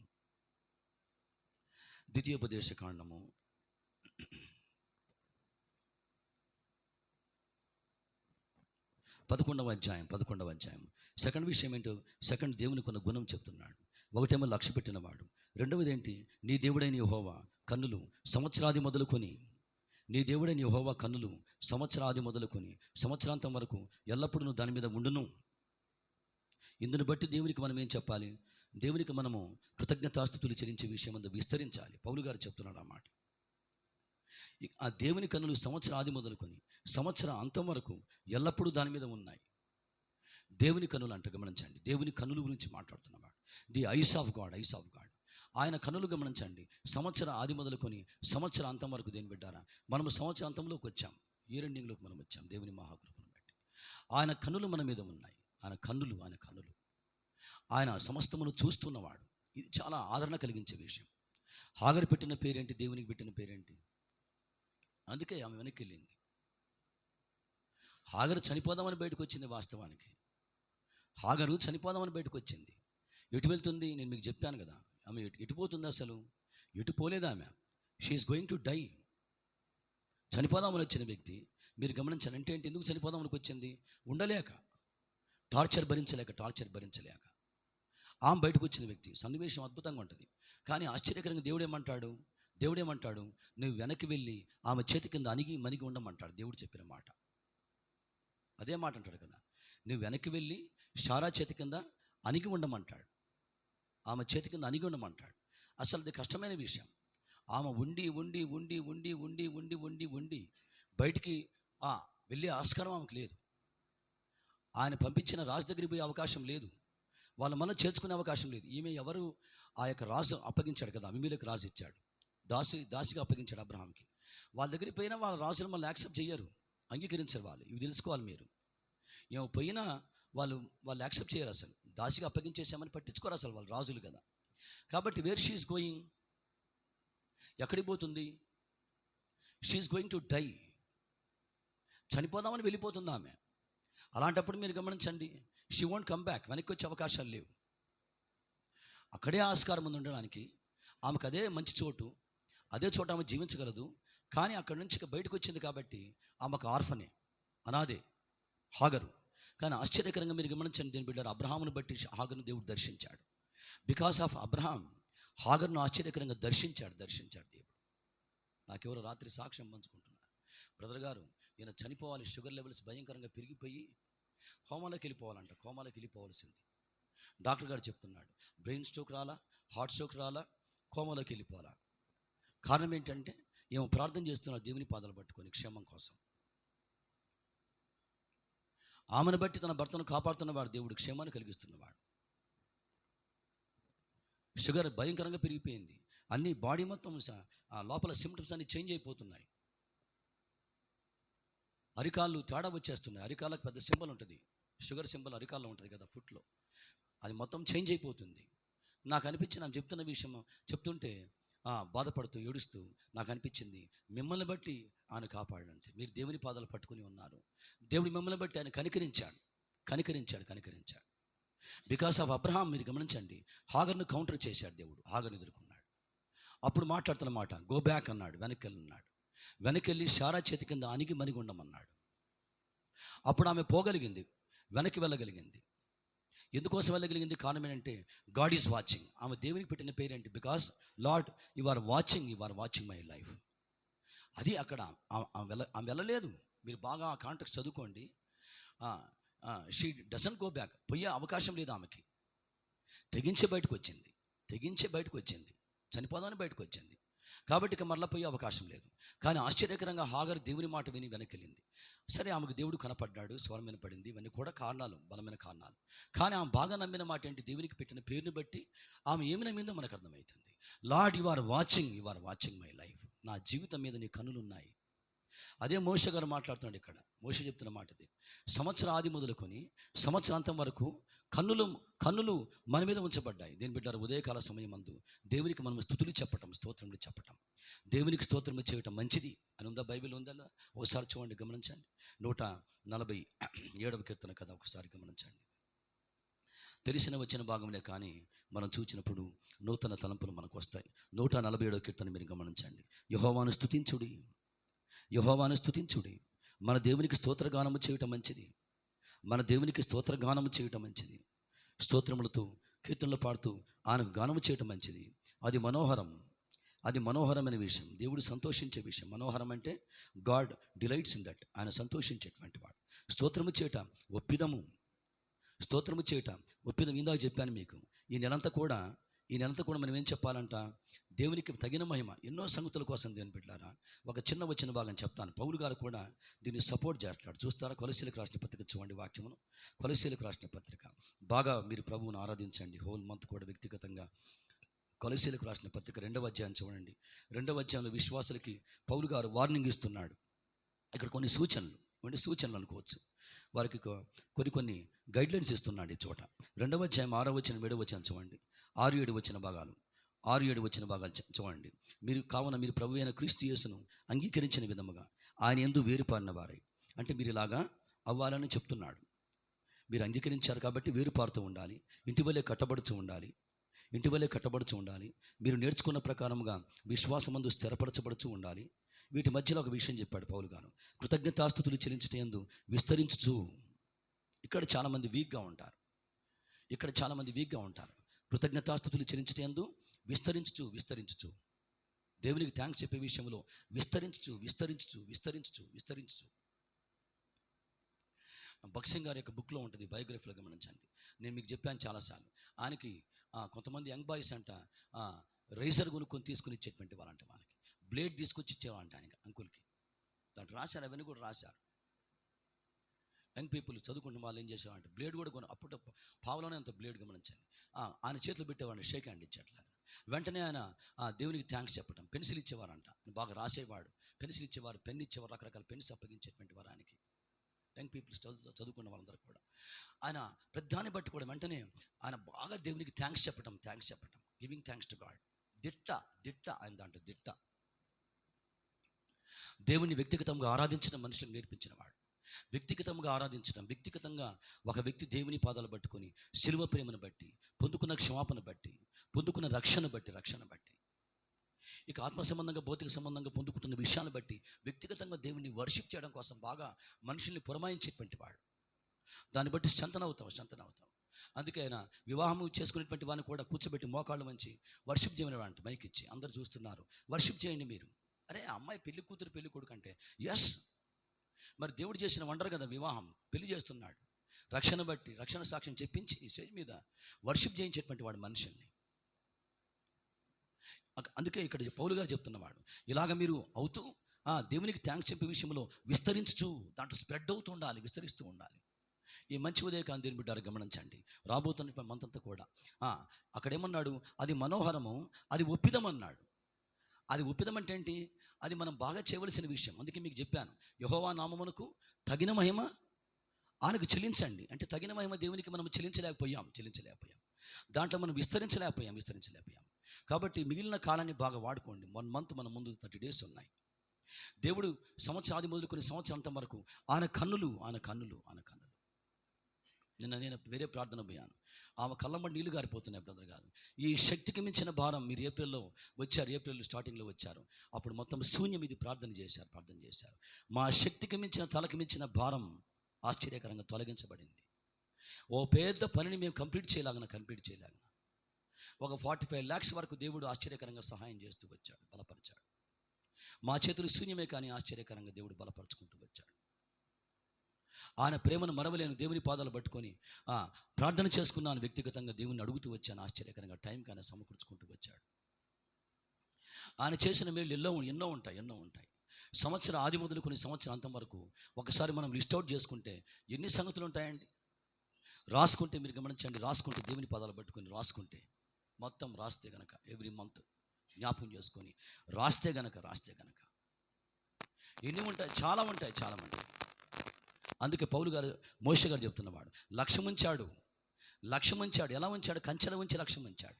కంచెల ఉంచుకొని లక్ష్యం ఉంచాడు. ఇంకా ఏం చేశాడు? సంవత్సరం ఆది నుంచి బిగినింగ్ నుంచి ఇప్పటి వరకు కూడా ఆయన కన్నులు మన మీద ఉన్నాయి. ఆయన కన్నులు చూచినవి ఆశ్చర్యకరంగా ఆదుకున్నాయి. హాగర్లాగా ఆదుకున్నాయి. హాగర్ని దేవుడు సేఫ్ జోన్లో పంపించాడు. ఎక్కడికి పోతున్నావు? డేంజర్లోకి వెళ్ళిపోతున్నావు. You are going to danger Hagar, తెలియక వెళ్ళిపోతున్నావు అని దేవుడు ఆమెను అడ్డుకొని ఆశ్చర్యకరంగా సేఫ్ ప్లేస్లోకి, సేఫ్ జోన్లోకి ఆమె లీడ్ చేసి ఆశ్చర్యకరంగా ఈరోజు హాగర్ యొక్క మరి ఫ్యామిలీ కూడా ప్రపంచంలో విస్తరించారు కదా వాళ్ళు, ఇష్మాయిల్ కూడా. అప్పుడు హాగర్ కనుక దేవుని మాట వినకపోయి ఆమె వెళ్ళిపోయి ఉంటే మీరు చెప్పండి, ఇప్పుడు ఇంత ప్రపంచంలో ముస్లిమ్స్ అంత పెద్ద వాళ్ళ దేశాలే ఉన్నాయి, 56 దేశాలే ఉన్నాయి అనుకుంటారు. 56 countries ఉన్నాయంట, ముస్లిం కంట్రీస్, పవర్ఫుల్ కంట్రీస్ అన్నీ కూడా. వాళ్ళ దగ్గర ఆయిల్ బావులు అన్నీ కూడా వారికి అప్పగించాడు దేవుడు. ఆయిల్ బావులు వాళ్ళ చేతులకు అప్పగించాడు, వాళ్ళ చేతులు పెట్టాడు దేవుడు. ఇజ్రాయెల్ వారికి టెక్నాలజీ అప్పగించాడు దేవుడు. ఐజాక్ ఏమో టెక్నాలజీ అప్పగించాడు, వీళ్ళకి ఆయిల్ భౌతిక సంబంధమైనటువంటి వాటిని అప్పగించుకుంటూ వచ్చాడు. బికాస్ ఆఫ్ హాగర్ దేవుడు అడ్డుకున్నాడు. డోంట్ గోయింగ్ టు డేంజర్, నా ఫెన్సింగ్లో ఉండమని చెప్పి మనం లీడ్ చేసిన వాడు దేవుడు. దీన్ని ఏమంటారంటే లక్ష్య పెట్టుట. ఆయన కన్నులు చూచి ఆశ్చర్యకరంగా మనం బలపరచబడుతున్నాం, నడిపించబడుతున్నాం, ఆదుకొనబడుతున్నాం. అందుకే పౌలు గారు ఏమన్నాడు? కృతజ్ఞతాస్తుతులు చెల్లించేందు విస్తరించండి. దేవుని పాదాలు పట్టుకుని వారి మీద దేని బిడ్డారా, మనమందరూ కూడా కొన్ని నిమిషములు మోకాళ్ళ మీద ఉండగలిగిన వారు మీరు మోకాళ్ళ మీద ఉండండి. మన ప్రభువు మన మధ్య ఉండగా, ఆయన దహించు అగ్నిగా మన మధ్య ఉండగా, ఆయన పరిశుద్ధమైన సంఘములో ఆయన సంచారము చేయుచుండగా, ఆయన తన యొక్క పరిశుద్ధ రక్తము చేత కొనబడిన సహవాసములో ఆయన శక్తివంతంగా పనిచేయుచుండగా, బలముగా పనిచేయుచుండగా, ఆయనే బోధించుచూ ఉండగా, ఆయన చెప్పుచూ ఉండగా. అందుకే మనం చూసిన వచ్చిన భాగంలో అవునక దేవునికి ఉన్న 2 గుణములు మన యొక్క జీవితాన్ని వెంటాడినవి. ఒకటేమో లక్ష్యం ఉంచినవాడు, ఒకటేమో ఆయన మనల్ని చూచి ఉన్నవాడు, ఆయన సమస్తమును చూచి ఉన్నవాడు. ఆయన కన్నులు చూచి ఉన్నవి, ఆయన కన్నులు సమస్తమును గ్రహించే కనులవి. కాబట్టి ఆశ్చర్యకరంగా ఆయన కన్నులు చూచి అవును కదా దేవుని ఫెన్సింగ్లోకి వెళ్ళమని చెప్తున్నాయి, దేవుని ఫెన్సింగ్లో ఉంచుతున్నాయి, దేవుని యొక్క కాపుదల్లో ఉంచుతున్నాయి. అందుని బట్టి మనము పౌలు గారు చెప్పిన విధంగా కృతజ్ఞతాస్తుతులు చెల్లించటందు విస్తరించుచు ఆయన పరిశుద్ధమైన నామమునకు తగిన మహిమ దేవునికి స్తోత్రము చేయుట మంచిది, అది మనోహరము, అది ఒప్పిదము అనగా మనము అలాగన చెల్లింపబద్ధులమై ఉన్నామని దేవుని చేత మనం బాగా రేపబడుతున్నాం, మన్నించబడుతున్నాం. వందనములు చెప్దాం, స్తుతులు చెప్దాం, స్తోత్రములు చెప్దాం. ప్రభువుకు మనం అప్పగించుకుందాం. ఉదయకాల సమయమందు స్తోత్రం, వందనములు చెప్దాం, స్తుతులు చెప్దాం. స్తుతులు, స్తుతులు నాయనా. స్తుతులు తండ్రి, మీకు స్తోత్రములు, వందనములు తండ్రి. అయ్యా నీకు వందనములు Yes, ప్రభువా. ఎస్ మాస్టర్ తండ్రి, చెప్పబడిన వాక్యం ప్రకారం వందనములు, దేవుని సేవకులను నిలబెట్టి కృతజ్ఞతలు తండ్రి. దేవుని సేవకుల మాట ఆయన నోట దేవుని మాటలు ఉంచి ఈ ఉదయకాలం మనతో కృతజ్ఞతలు, స్తుతులు మాట్లాడిన తండ్రి, వాక్యమును బట్టి తలంచుకొనుచు అయ్యా నీకు స్తోత్రములు ప్రభువా, మీకు స్తోత్రములు చెల్లిస్తున్నాం. అయ్యా నీకు వందనములని మనసారా మనము నోరారా దేవుణ్ణి స్తుతిద్దాం. వందనములు ప్రభువా నీవు చేసిన అవును తండ్రి, కార్యములను బట్టి నీకు స్తోత్రములు తండ్రి నాయనా. లక్ష్యము ఉంచిన వాడు, లక్ష్యం ఉంచిన వాడు. అయ్యా నీ మహా గొప్ప బలమును బట్టి ప్రభువా వందనములు తండ్రి, బలమును నీకు బట్టి. స్తోత్రములు ప్రభు అని నీకు చెబుదాం స్తోత్రములు, మనసారా. మేము అయ్యా చెల్లించుచు నీకు ఉన్నాము. స్తోత్రములు. మనందరి స్తుతులు పట్ల చెల్లిస్తున్నాము దేవుడు తండ్రి. ఎన్నో గొప్ప కార్యములు చేశాడు. పరిశుద్ధుడు. ఈ సంవత్సరం అంతా అవును తండ్రి, మన పైన ఆయన లక్ష్యం ఉంచి లక్ష్యం ఉంచిన వాడు, మనల్ని లక్ష్యం ప్రేమించి అవును ఈ తండ్రి. సంవత్సరం అంతా వందనములు తండ్రి, 11 నెలలు ఆయన కృపలు కృతజ్ఞతలు, కాచి స్తుతులు కాపాడిన దేవునికి మీకు చెల్లించుచు ఉన్నాము. అయ్యా నీకు స్తోత్రములు ప్రభువా. మీకు చెల్లించుచు ఉన్నాము నీకు తండ్రి. వందనములు నాయన అని నీకు మనసారా చెల్లించుచున్నాము. హృదయపూర్వకముగా Thank you, అందరం Father. దేవునికి స్తుతులు చెల్లిద్దాం. సాగిలపడి నమస్కారం అయ్యా ఈ చేయించండి. సంవత్సరములు ప్రభువా నాయన సాష్టాంగపడి మ్రొక్కుచున్నాము. ఎన్నో సమస్యలు ప్రభువా, వందనములు, ఎన్నో బాధలు వచ్చినప్పటికీ ప్రభువా నాయన లక్ష్యము చేసిన వాడు, అయ్యా నీవు నా పట్ల నాయన మీ కంచెలో లక్ష్యం ఉంచుకున్నావు. ఉంచావు ప్రభువా. మీ కంచెలో ఉంచుకున్నావు. అయ్యా యోబుకు తండ్రి నాయన మీ ఫెన్సింగ్ ఎలాగూ నువ్వు చుట్టూ కంచె వేసావో ప్రభువా నాయన. చెల్లించుచు ఉన్నాము. అయ్యా అతని ఇంటి వారందరికీ ప్రభువా నాయన We worship you, Lord. అతనికి ఉన్న సమస్తము నాయన ప్రభువా నాయనా, చుట్టూ మీకు నాయన స్తుతులు తండ్రి, మీకు స్తోత్రములు. నీవు ఎలాగూ కంచె వేసావు ప్రభువా పరమ తండ్రివి, మా చుట్టూ ప్రభువా నాయన. అయ్యా మీకు స్తుతులు తండ్రి. నీవు కంచి వేసావు కాబట్టి మీకు స్తుతులు, ప్రభువా స్తోత్రములు చెల్లించుచు ఉన్నాము. అయ్యా మేము ఈ రీతిగా తండ్రి నాయన ఉన్నాము తండ్రి. నీ సన్నిధిలో నిలిచి కృతజ్ఞతా ఉన్నాము స్తుతులు ప్రభు అని మీకు మనసారా చెల్లించుచు ఉన్నాము. అందరము మనసారా మీకు దేవునికి స్తోత్రములు స్తోత్రములు చెల్లించవలసిన చెల్లింపబద్ధులమై వారమై ఉన్నాము కాబట్టి అవును తండ్రి, అవును నాయనా. ప్రభువా నీకు స్తోత్రములు ప్రభువా. అవును, మనోహరము అయ్యా తండ్రి. నీవు చేసిన ఏ కార్యములను ప్రభువానైనా తండ్రి, ఒప్పిదము. నేను మరవలేను ప్రభువా. మరవలేము అయ్యా తండ్రి, నీకు మరవలేము. స్తోత్రములు ప్రభువా. నీకే స్తోత్రములు నీకు వందనములు చెల్లిస్తున్నాము ప్రభువా అని మనసారా వందనములు దేవునికి తండ్రి, స్తోత్రాలు చెబుదాం. సాగిలపడి యోబు నమస్కారం చుట్టూ చేయించండి. కంచె వేసినట్లుగా పరిశుద్ధుడు మన చుట్టూ తండ్రి. ఆయన కంచె వేశాడు కంచె కాబట్టి వేసి ఉన్నవాడు, కంచె మనము వేసి క్షేమముగా ఆయన సన్నిధిలో దేవా, మీకు నిలిచి స్తుతులు తండ్రి, మీకు ఆయన స్తోత్రములు. స్తుతించే భాగ్యమునిచ్చిన దేవునికి అవును తండ్రి, అయ్యా మిమ్మల్ని నీకు స్తుతించేలాగా స్తోత్రములు చేసి ఉన్నాము. స్తోత్రములు ప్రభా. Thank you, Lord. Thank you, అయ్యా Father. నీకు వందనములు తండ్రి నాయన. worship you, love you, అయ్యా Lord. నీ మహాబలమును బట్టి ప్రభా నాయన మహాబలమును బట్టి తండ్రి నీకు ప్రభు. స్తోత్రాలు నాయన అని నీకు మనసారా స్తోత్రములు, దేవునికి స్తుతులు స్తోత్రములు చెల్లిద్దాం. వందనములు అవును చెల్లిస్తున్నాము ప్రభా, తండ్రి, పరమ నా తండ్రి. జీవితంలో కూడా ప్రభా ఓ దేవా, నాయన శక్తిమంతుడు, ఎన్నో గొప్ప సర్వాధికారి. కార్యములు చేసిన దేవుడవు Yes, ప్రభా Lord. నాయన. Yes, Lord. తండ్రి. అన్ని వేళలా తండ్రి నాయన లక్ష్యం ఉంచిన వాడు, అయ్యా లక్ష్యం మా ఉంచిన చుట్టూ నీ కంచె వేసి తండ్రి నాయన దేవా, మీకు స్తుతులు ప్రతి తండ్రి, ఒక్క మీకు స్తోత్రములు. అపాయము నుంచి ప్రభా నాయన పరమ తండ్రి, మీకు అయ్యా వందనములు. ప్రతి ఒక్క సమస్య నుంచి ప్రభా మీ నాయన మంచితనమును బట్టి, మంచి విడుదలను కార్యములను కలుగజేసిన దేవుడవు ప్రభా నాయన. కృతజ్ఞతాస్తుతులు మీకు చెల్లించుచు నీకు ఉన్నాము తండ్రి. స్తోత్రములు స్తోత్రములు మీకే ప్రభా. స్తోత్రములు తండ్రి, అయ్యా స్తుతులు నీకు తండ్రి. వందనములు చెల్లిస్తున్నాం Thank you, ప్రభా Father. నాయన. వందనములు తండ్రి, అయ్యా వందనములు నీకు చెల్లిస్తున్నాము స్తుతిగానము తండ్రి. చెల్లిస్తున్నాం ప్రభా. నీకు స్తుతిగానము అయ్యా చేయబద్దులమైన నీకే తండ్రి. స్తోత్రములు ప్రభా. స్తుతిగానము అయ్యా చేయబద్దులమైన నీకు తండ్రి. వందనములు తండ్రి నాయన. యెహోవా నామమునకు అయ్యా తగిన మా మంచి మహిమ దేవుడవుగా తండ్రి మేము నాయన చెల్లింపబద్ధులమై ఉన్నాము మా తండ్రి. పక్షముగా నీ ఉన్నందుకై విస్తరించుచు ప్రభా ఉండాలి, నాయన కృతజ్ఞతాస్తుతులు నీకు చెల్లించే స్తోత్రాలు విషయంలో. తండ్రి నాయన. అయ్యా, స్తోత్ర అయ్యా గానము నీ చేయడం మంచిది. ఆలయములో ప్రభా నాయన నీకే స్తుతులు తండ్రి, అయ్యా నీకు నీ స్తోత్రములు. యందు నిలిచియుండి ప్రభా నాయన పరమ తండ్రి, ఈ శక్తిమంతుడవు ధ్యానించే కృపను తండ్రి నాయన. నీ కృపను ధ్యానించే అయ్యా నీ భాగ్యం మాకు కృపను ఇచ్చి ఉన్నావు. ధ్యానించే కృపను ప్రభా వాక్యమును ధ్యానించే మీరు మాకు భాగ్యం మాకు ఇచ్చి దయచేశారు ఉన్నావు. ప్రభా. వందనములు తండ్రి, అందును thank you, బట్టి Father. నీకు స్తుతులు అందును ప్రభా. బట్టి మీకు స్తుతులు ప్రభా. అందును Thank బట్టి you, నీకు Lord. వందనములు నీకే ప్రభా మహిమ, నాయన. నీకే మహిమ అయ్యా తండ్రి. నీ వాగ్దానములు ఇచ్చి వందనములు ప్రభా తండ్రి. నాయన నడిపించుచు మా ఉన్నావు. పట్ల నెరవేర్చుచున్న నడిపించుచు దేవుడవు ఉన్నావు. తండ్రి నాయన. నడిపించుచు ఉన్నావు. అయ్యా వాగ్దానములను మాకు వాగ్దానములు జ్ఞాపకం చేసి ప్రభా జ్ఞాపకం నాయన చేసి నడిపించుచు అయ్యా ఉన్నావు. వాటిని నీవు నాయన నీకే నెరవేర్చుచున్న స్తోత్రములు. దేవుడవు ప్రభా. నెరవేర్చుచున్నారు. అవును అందును తండ్రి. బట్టి నీకు నీకే స్తోత్రములు మహిమ. స్తోత్రములు నీకే స్తోత్రములు ఘనత. ప్రభా. పరమ తండ్రి, మీకు అయ్యా స్తోత్రం నీకు చెల్లిస్తున్నాం వందనములు తండ్రి. ప్రభా అని మనసారా స్తోత్రములు, స్తుతులు అందరం చెల్లింప ఎవరో మౌనం బద్ధులమైన ఉండక నీకు దేవునికి సంవత్సరం. స్తోత్రములు ఆది చెల్లిద్దాం మొదలు కొన్ని సంవత్సరాల ప్రభా. తర్వాత నీకు స్తోత్రములు ఆయన ప్రభా. కరుణ మన మీద ఉన్నవి కదా. మనందరి జీవితంలో అవును తండ్రి. ఎన్నో గొప్ప ఓ కార్యములు దేవా, చేసిన దేవుడు, నీకే మహిమ తండ్రి. ఆశ్చర్య కార్యములు అద్భుత పరిశుద్ధుడు, కార్యములు శక్తిమంతుడు. చేసిన దేవునికి అయ్యా, స్తుతులు మీకు చెల్లిద్దాం. తండ్రి. మీకే స్తుతులు తండ్రి, స్తోత్రం. దావీదు తనకు చేసిన దేవుడు తనకు పరమ చేసిన తండ్రి, శక్తిమంతుడు. కార్యములను బట్టి స్తుతి గానము చేయుతూ దేవునికి తండ్రి. స్తోత్రములు ఆరాధించిన వాడు ఆరాధనలు ఆయన అర్పించాడు. స్తుతులు స్తోత్ర బలులు అర్పించిన పరమ తండ్రి, రీతిగా శక్తిమంతుడు మనమందరము కూడా మనకు అయ్యా, చేసిన నీకు స్తుతులు తండ్రి. ఆయన కార్యములను బట్టి అవును, సంవత్సరాది మన మొదలుకొని జీవితంలో మన గృహములో సంవత్సరాంతం చేసిన వరకు ప్రతి ఒక్క దేవా, నీ కార్యమును కరుణ మా బట్టి మీద ఉన్నది. దేవునికి అయ్యా, మనసారా మీరు చూస్తూ ఉన్నారు. పూర్ణ హృదయముతో అయ్యా మీరు చూస్తూ ఉన్నారు, నీకు గ్రహించు. స్తోత్రములు తండ్రి అద్భుతములు నాయన. మీరు చూస్తూ ఉన్నారు. అయ్యా నీవు నన్ను దేవా, చూచావు మీకు స్తుతులు ప్రభా తండ్రి, నాయన. స్తోత్రములు. అయ్యా అవును నన్ను తండ్రి. ఎరిగి ఉన్నావు ప్రభువా సంతోషాన్ని నాయన. కలిగించే విషయం. అయ్యా నువ్వు సమస్తమును చూచుచున్న దేవుడవు ప్రభువా. దేవా, మా కష్టములు, నీకు బాధలు స్తోత్రములు తండ్రి మీరు నాయన. చూచి ఉన్నారు తండ్రి. అయ్యా చూచి Yes. పిలిచిన దేవుడవు తండ్రి అవును తండ్రి. నాయన. అవును తండ్రి. అయ్యా సవాలు మీరు నశించిపోకుండా చూచి తండ్రి నాయన. Yes, master. అయ్యా నీ త్రోవలో తండ్రి అయ్యా, నాయన నీ మీకే మార్గములో మహిమ. నడిపించిన మీకే దేవుడవు ఘనత. తండ్రి నాయన. మీకే ప్రభావములు. అయ్యా నీ సన్నిధిలో మేము వేరు పారిన చెల్లింపబడుతున్నాము. వారమై తండ్రి నాయన. మేము చెల్లించి ఉన్నాము. అయ్యా ఇంటి వలె Yes. కట్టబడుచు తండ్రి నాయన.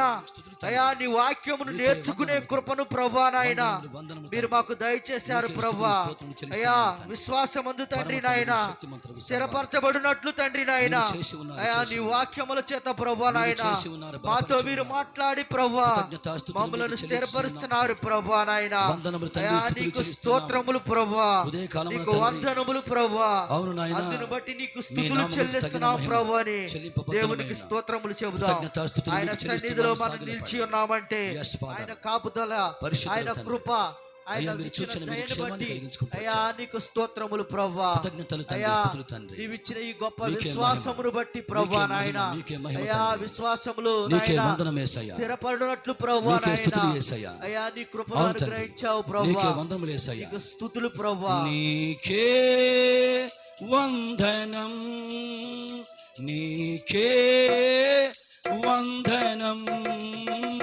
నీకే వందనం, నీకే వందనం, నీకే వందనం, నీకే వందనం, నీకే వందనం, నీకే వందనం.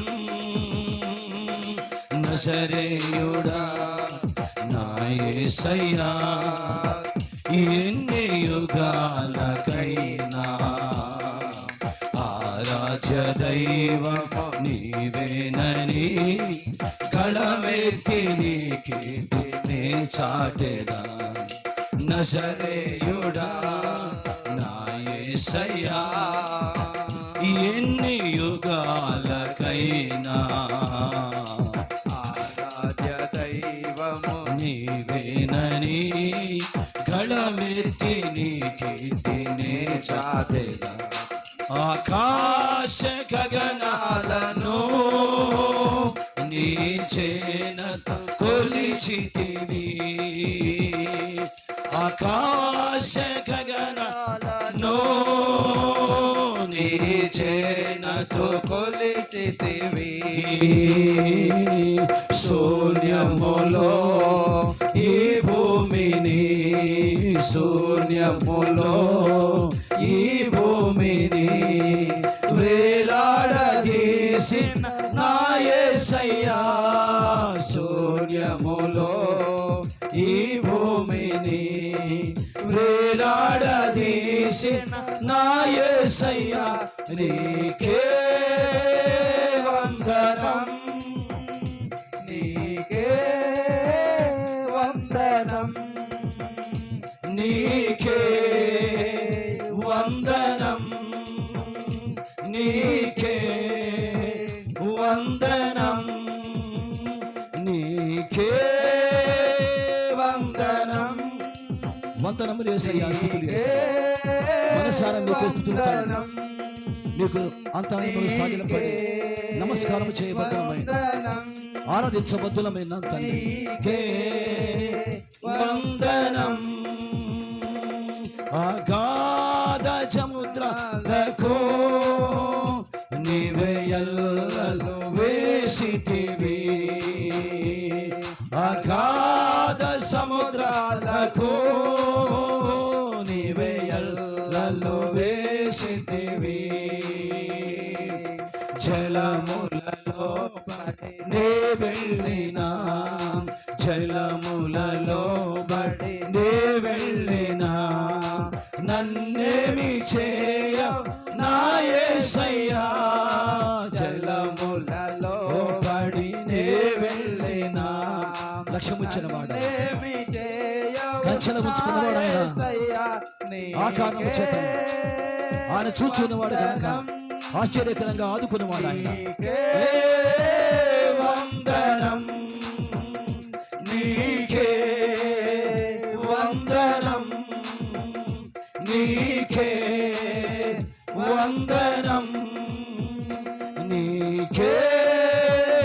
వందనం యేసయ్యా మీకు వందనములయ్యా.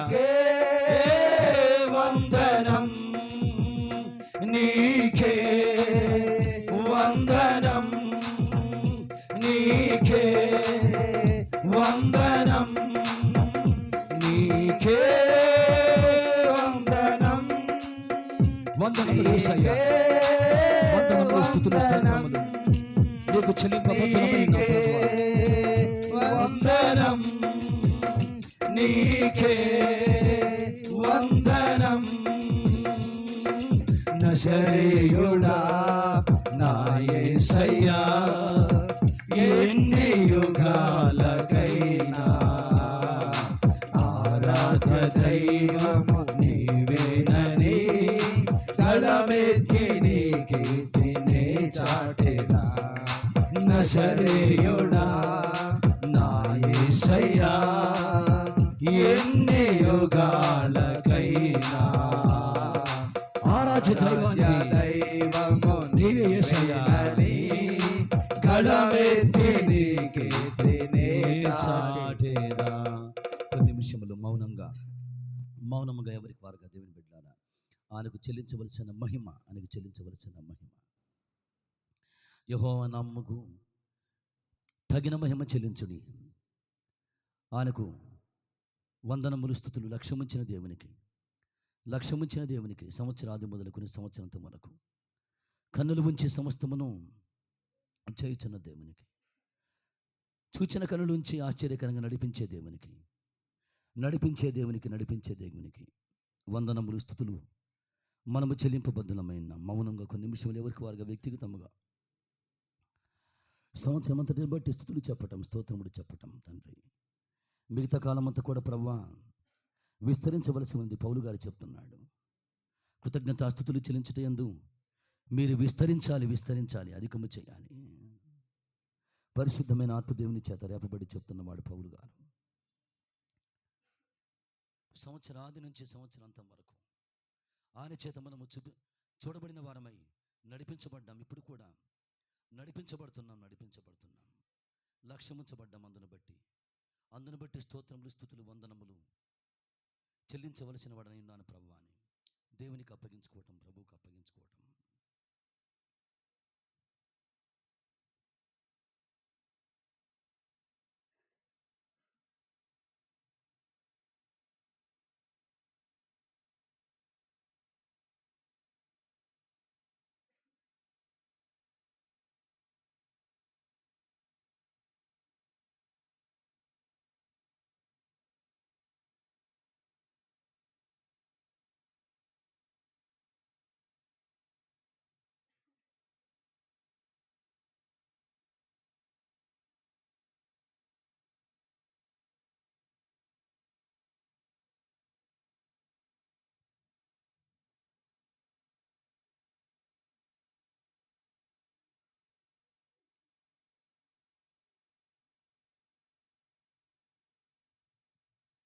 యేసుక్రీస్తు ప్రభు వారి పరిశుద్ధ నామమున ఈ యొక్క పరిశుద్ధమైన కృతజ్ఞత స్తుతులు, స్తోత్రములు, వందనములు మీకు చెల్లించుచు ఆరాధించుచూ ఉన్నాము తండ్రి. ఆమెన్. అందరం దయచేసి కూర్చుందాం.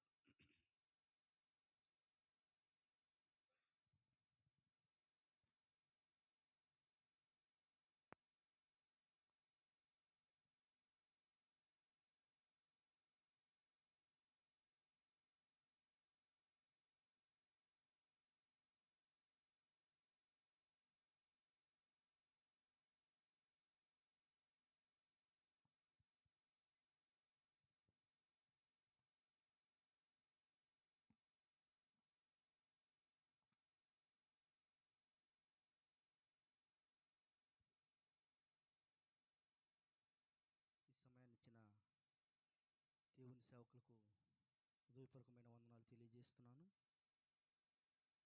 మన రక్షకుడు మన ప్రభు అయిన యేసు క్రీస్తు నామములో చేరి ఉన్న మీ అందరికీ వందనాలు తెలియజేస్తున్నాను. ఈ వారంలో మంగళవారం 26వ తారీఖు నుంచి శనివారం 30వ తారీఖు వరకు ఉద్యోగ కూటములు ప్రతిరోజు రాత్రికాలం 7:30 ప్రారంభించబడతాయి. మంగళవారం 26వ తారీఖు నుంచి 30వ తారీఖు వరకు, మంగళవారం నుంచి శనివారం వరకు ప్రతిరోజు రాత్రికాలం 7:30 ఉజ్జీవ కూడికలు ప్రారంభించబడతాయి. మంగళవారం, బుధవారం 26వ తారీఖు, 27వ తారీఖు ఉదయకాలం 7 గంటల నుంచి 8:30 వరకు పురుషుల కూడికలు జరిగించబడతాయి. శుక్రవారం ఉదయకాలం 6:30 యూత్ మీటింగ్ జరిగించబడుతుంది. శనివారం 7:30 నుంచి సంఘ కూడిక ఉంటుంది. శనివారం ఉదయకాలం మరలా 10:30 సంఘ కూడిక ఉంటుంది. శనివారం రాత్రికాలం 7:30 మరలా సంఘ కూడిక ఉంటుంది. ప్రతిరోజు ప్రతి రాత్రి ప్రేమ విందును మనం కలిగి ఉంటాం. ప్రతి ఉదయకాలం బ్రేక్ఫాస్ట్ని కలిగి ఉంటాం. ఈ జరుగుతున్న ఉజ్జీవ కూడికల కొరకు ప్రతి ఒక్కరూ భారం కలిగి ప్రార్థించవలసిందిగా తెలియపరచటమైనది. ప్రతి ఒక్కరూ దేవుని యొక్క పరిచర్య విస్తరింపబడిలాగున, ఇంకా ఉజ్జీవ కూడికల ద్వారా కొంతమంది అయినా మారు మనసు పొంది రక్షణ అనుభవంలోనికి వచ్చేలాగున, వచ్చుచున్న దేవుని సేవకులను బలముగా వాడుకొని ఆత్మీయమైన మాటలు వారి నోట ఉంచి దేవుడు పలికించులాగున, ఈ ఉజ్జీవ కూడికలు ప్రతి ఒక్కరికి మేలుకరముగా, ప్రయోజనకరముగా ఉండులాగున, ఎటువంటి ఆటంకములు లేకుండా క్రమముగా మర్యాదగా దేవుడు జరిగించులాగున అందరూ ప్రార్థించవలసిందిగా తెలియపరచటమైనది. ప్రకటనలు ముగించబడినవి. ఈ సమయంలో మిషనరీ బయోగ్రఫీని మనం విందాం.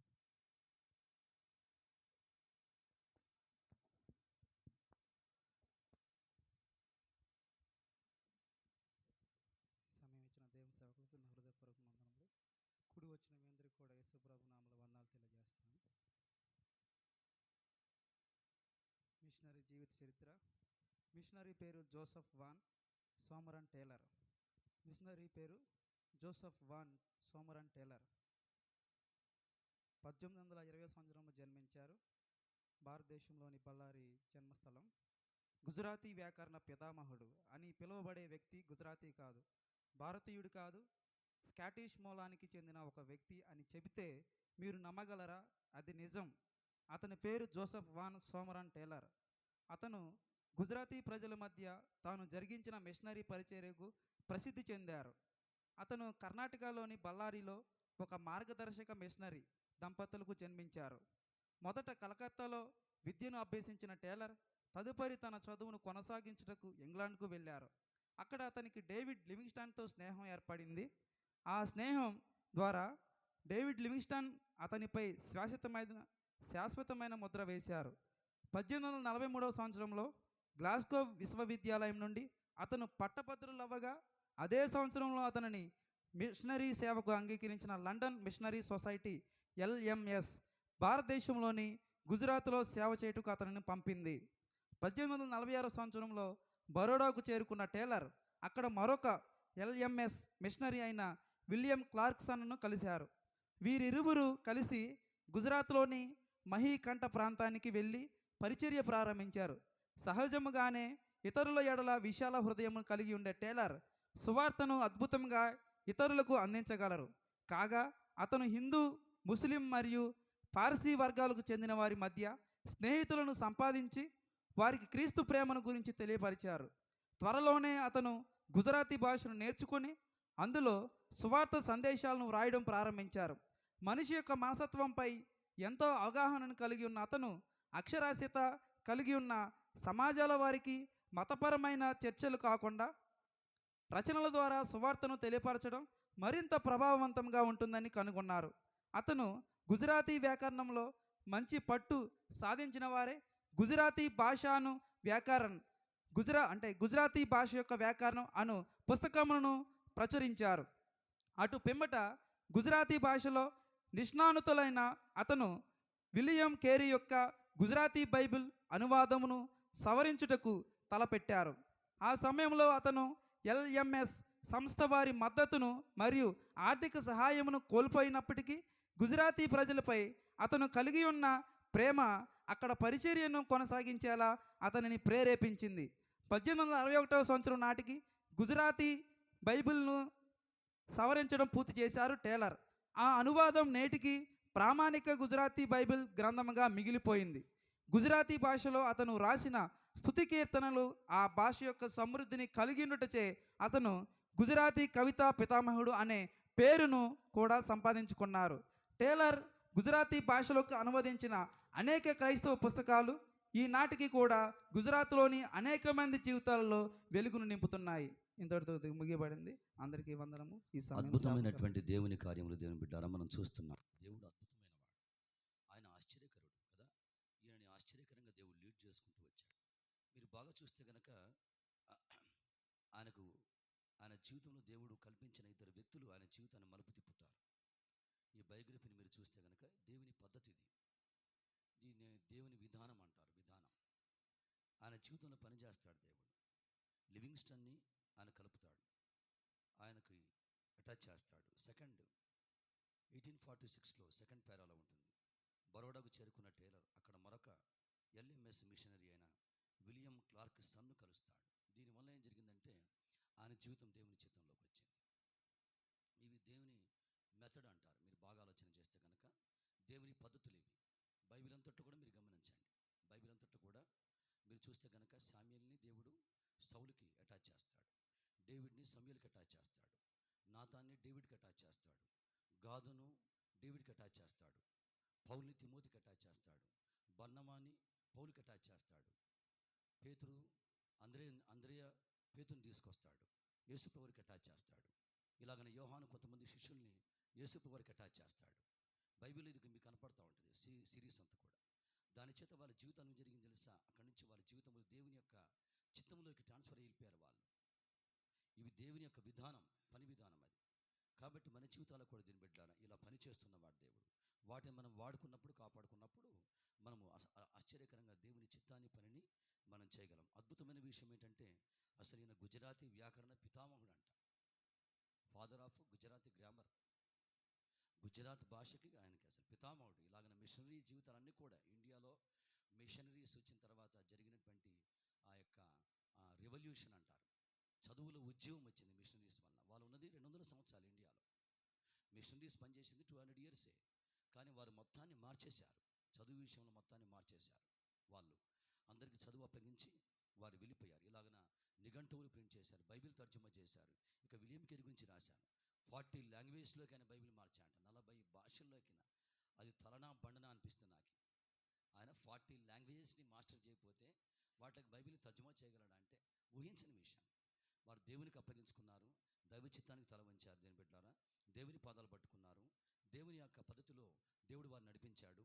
దాన్ని వారు అంగీకరించారు. అద్భుతంగా ఇలాగన మంచి మంచి సాక్ష్యం. ఈరోజు మనం బైబిల్ పట్టుకున్నాం, వాక్యం ధ్యానం చేస్తుంటే వారి ఫలమే. ఇప్పుడు గుజరాత్లో బైబిల్ ఉంది. గుజరాత్లోకి ఏం చేశాడు, బైబిల్ని ఆయన ట్రాన్స్లేట్ చేశాడు గుజరాత్ లాంగ్వేజ్లోకి. They are reading Bible. ఇతని ఫలమే కదా, మంచిది. కాబట్టి దేవునికి అప్పగించుకుందాం. అయితే ఒక విషయం జరిగింది. చోట అడ్డంకులు వచ్చినప్పటికీ దేవుడు సహాయం చేశాడు. చివరి పేర గమనించండి. ఈ చివరి పేర నేను మర్చిపోయాను.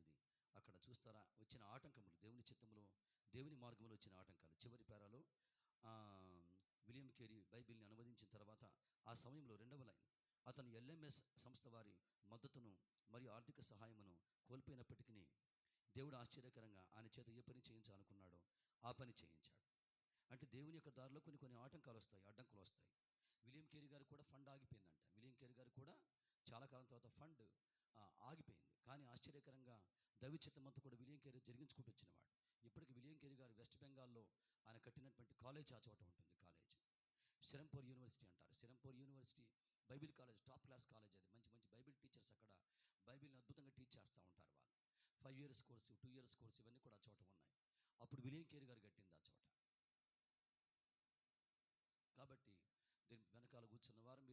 దయచేసి మీ కాన్సన్ట్రేషన్ మిస్ చేసుకోకూడదు. వెనకాల కూర్చున్న వారు మీరు బయట చూస్తున్నారు, గేట్ బయట వచ్చిపోయే వారిని మీరు చూస్తున్నారు. మీరు వాక్యం మిస్ అవుతారు. మనకి ఏమో మరి డోర్స్ లేవు, దానికి క్లోజ్డ్ కాదు కాబట్టి మీరు కాన్సన్ట్రేషన్ మీకు ఖచ్చితంగా మిస్ అవుద్ది. కాబట్టి listen the word of God, వాక్యం వినండి. మీరు వాళ్ళు వస్తుంటారు పోతుంటారు, అది కామన్ అది. కాబట్టి మీరు వాళ్ళని చూస్తే మీరు ఇచ్చిన పర్పస్ మీరు మిస్ అయిపోతారు. పిల్లలు కూడా కొంచెం డిస్టర్బ్ చేస్తారు మిమ్మల్ని. కొంచెమన్నా వినండి, వాటి మధ్య మీరు కొంచెమన్నా, అంత మీరు వినలేరు, పిల్లలు ఉంటే అంత వినలేరు. కాబట్టి 2-3 మాటలన్నా మీరు వినడానికి ట్రై చేయండి. ముందున్న వారంటే ఇక ప్రశాంతంగా వాక్యం వింటారు. ఓకే, మంచి దేవుని బిడ్డారా.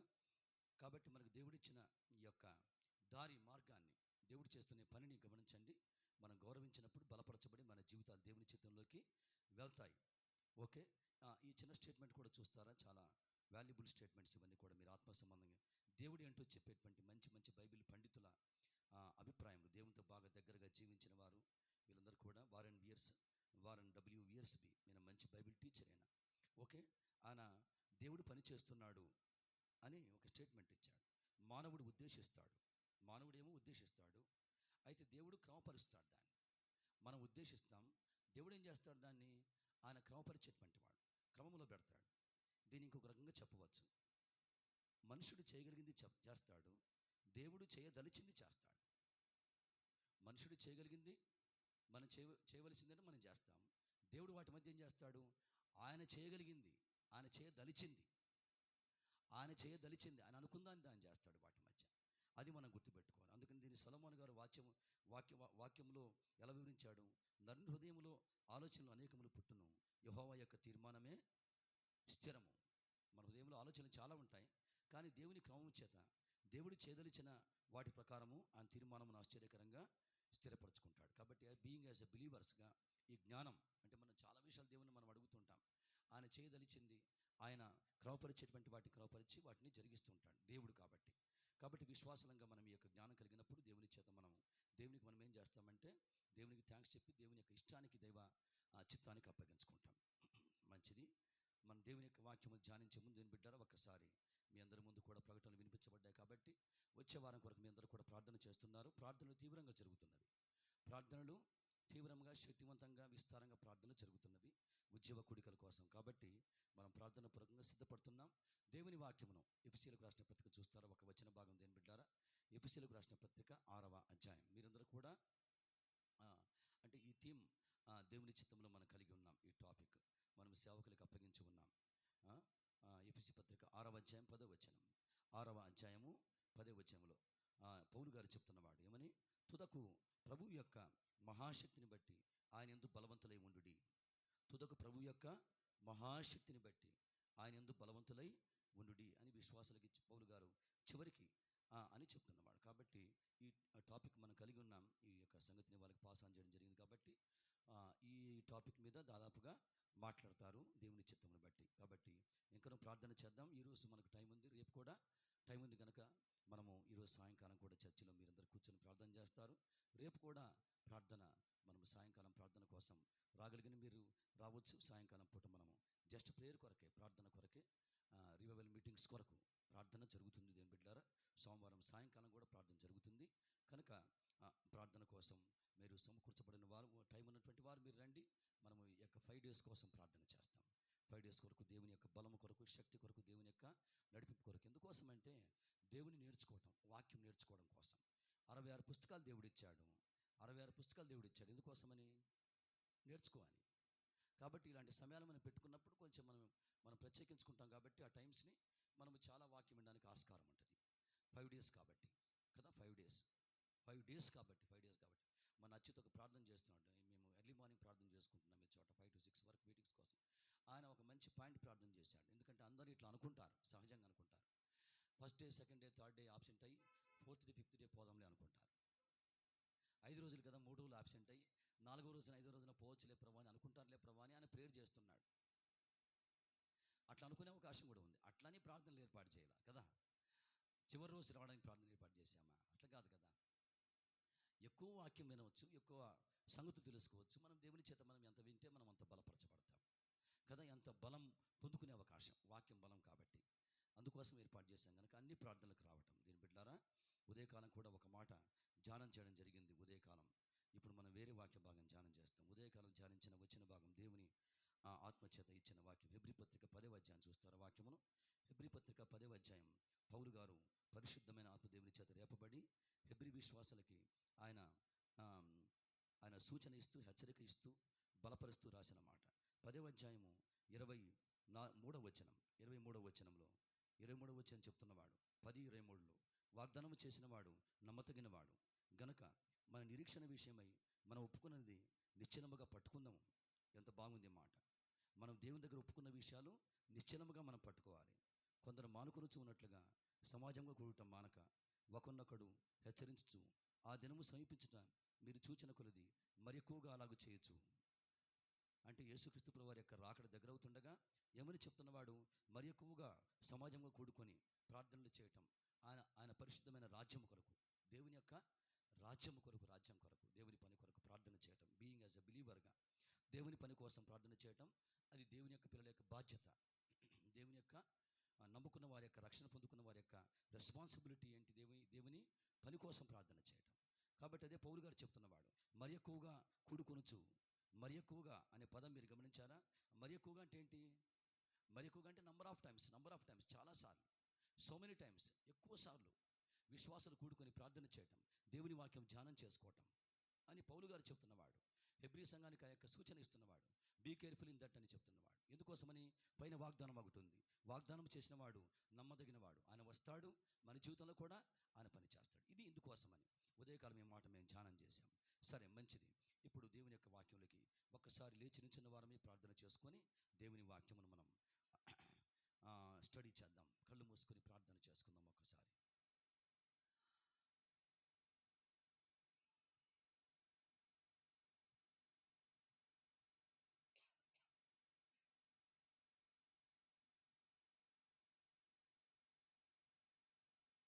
నీ స్వరము వినిపించు ప్రభువా, నీ దాసుడాలకించున్.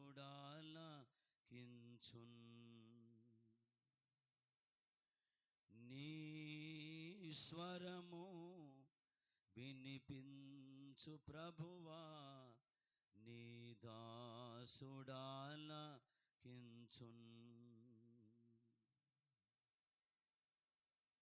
పరమ తండ్రివి, సర్వాధికారివి, శక్తిమంతుడవు, ఈ మంచి పరిశుద్ధమైనటువంటి ఉదయకాల సమయం మందు మీరు మాతో ఉన్నవాడు. నా గొర్రెలు నా స్వరమును వినును అని మీరు సెలవిచ్చి ఉన్నవాడు. అయ్యా, మీ స్వరమును ఆశ్చర్యకరంగా మాకు వినబడి చేసే దేవుడుగా మీరు ఉన్నారు తండ్రి.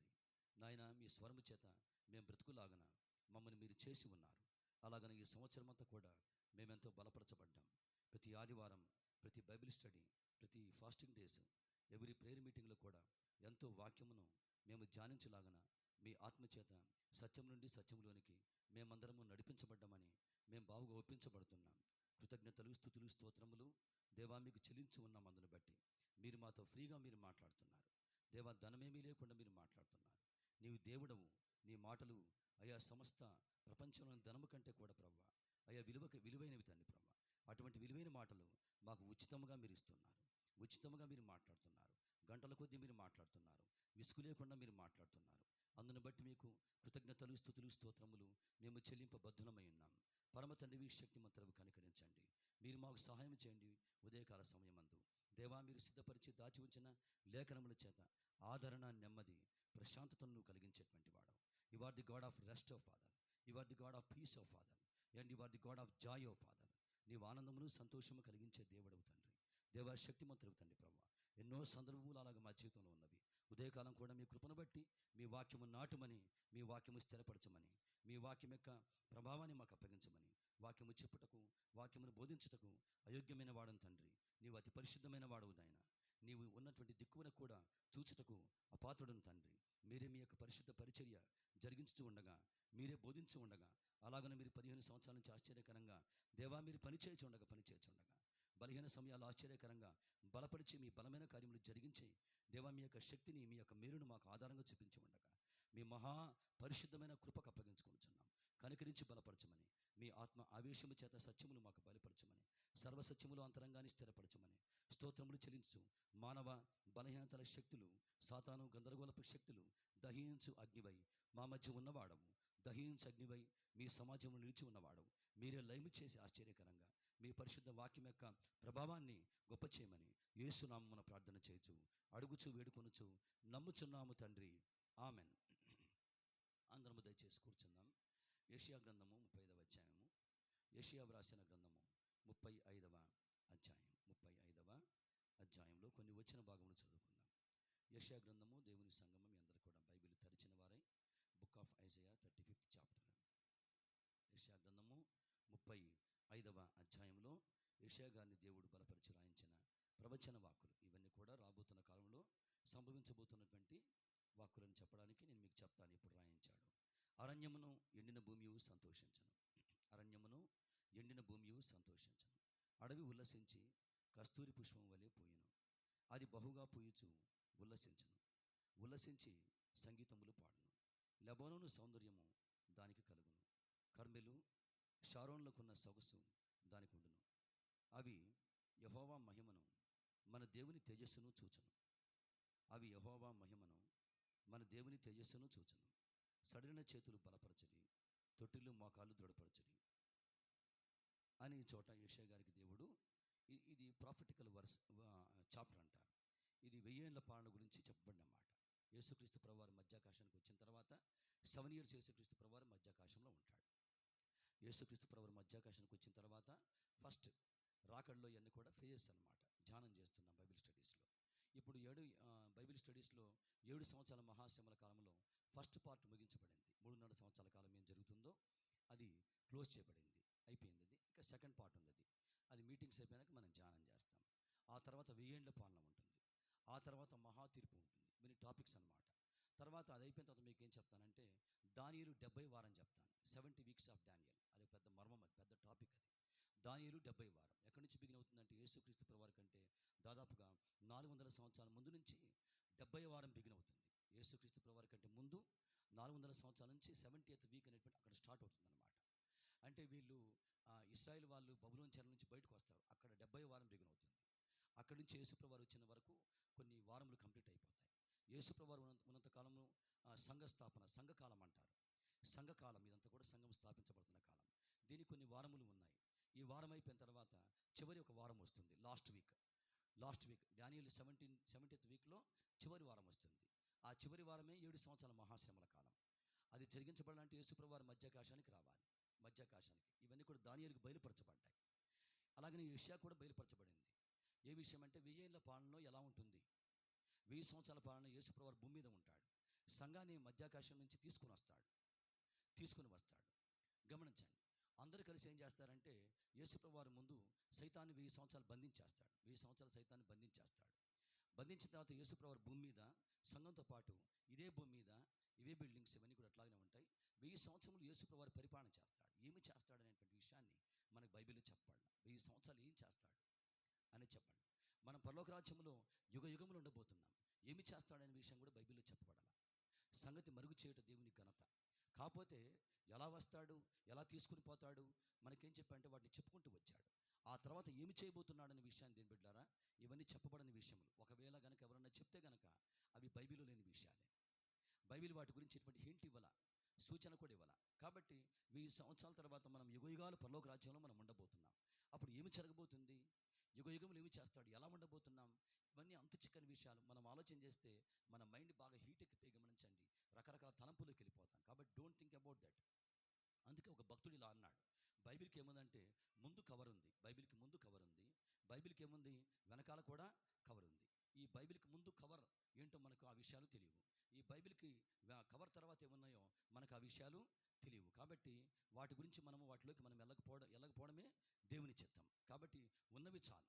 ఉన్నవి ఆదికాండం 1వ అధ్యాయం నుంచి ఈ చివరి వరకు మనకు ఉన్నవే, అదే మనకు ఎక్కువ. కాబట్టి గమనించండి, యెషయా గారికి దేవుడు బయలుపరుచుకుంటూ వచ్చారు.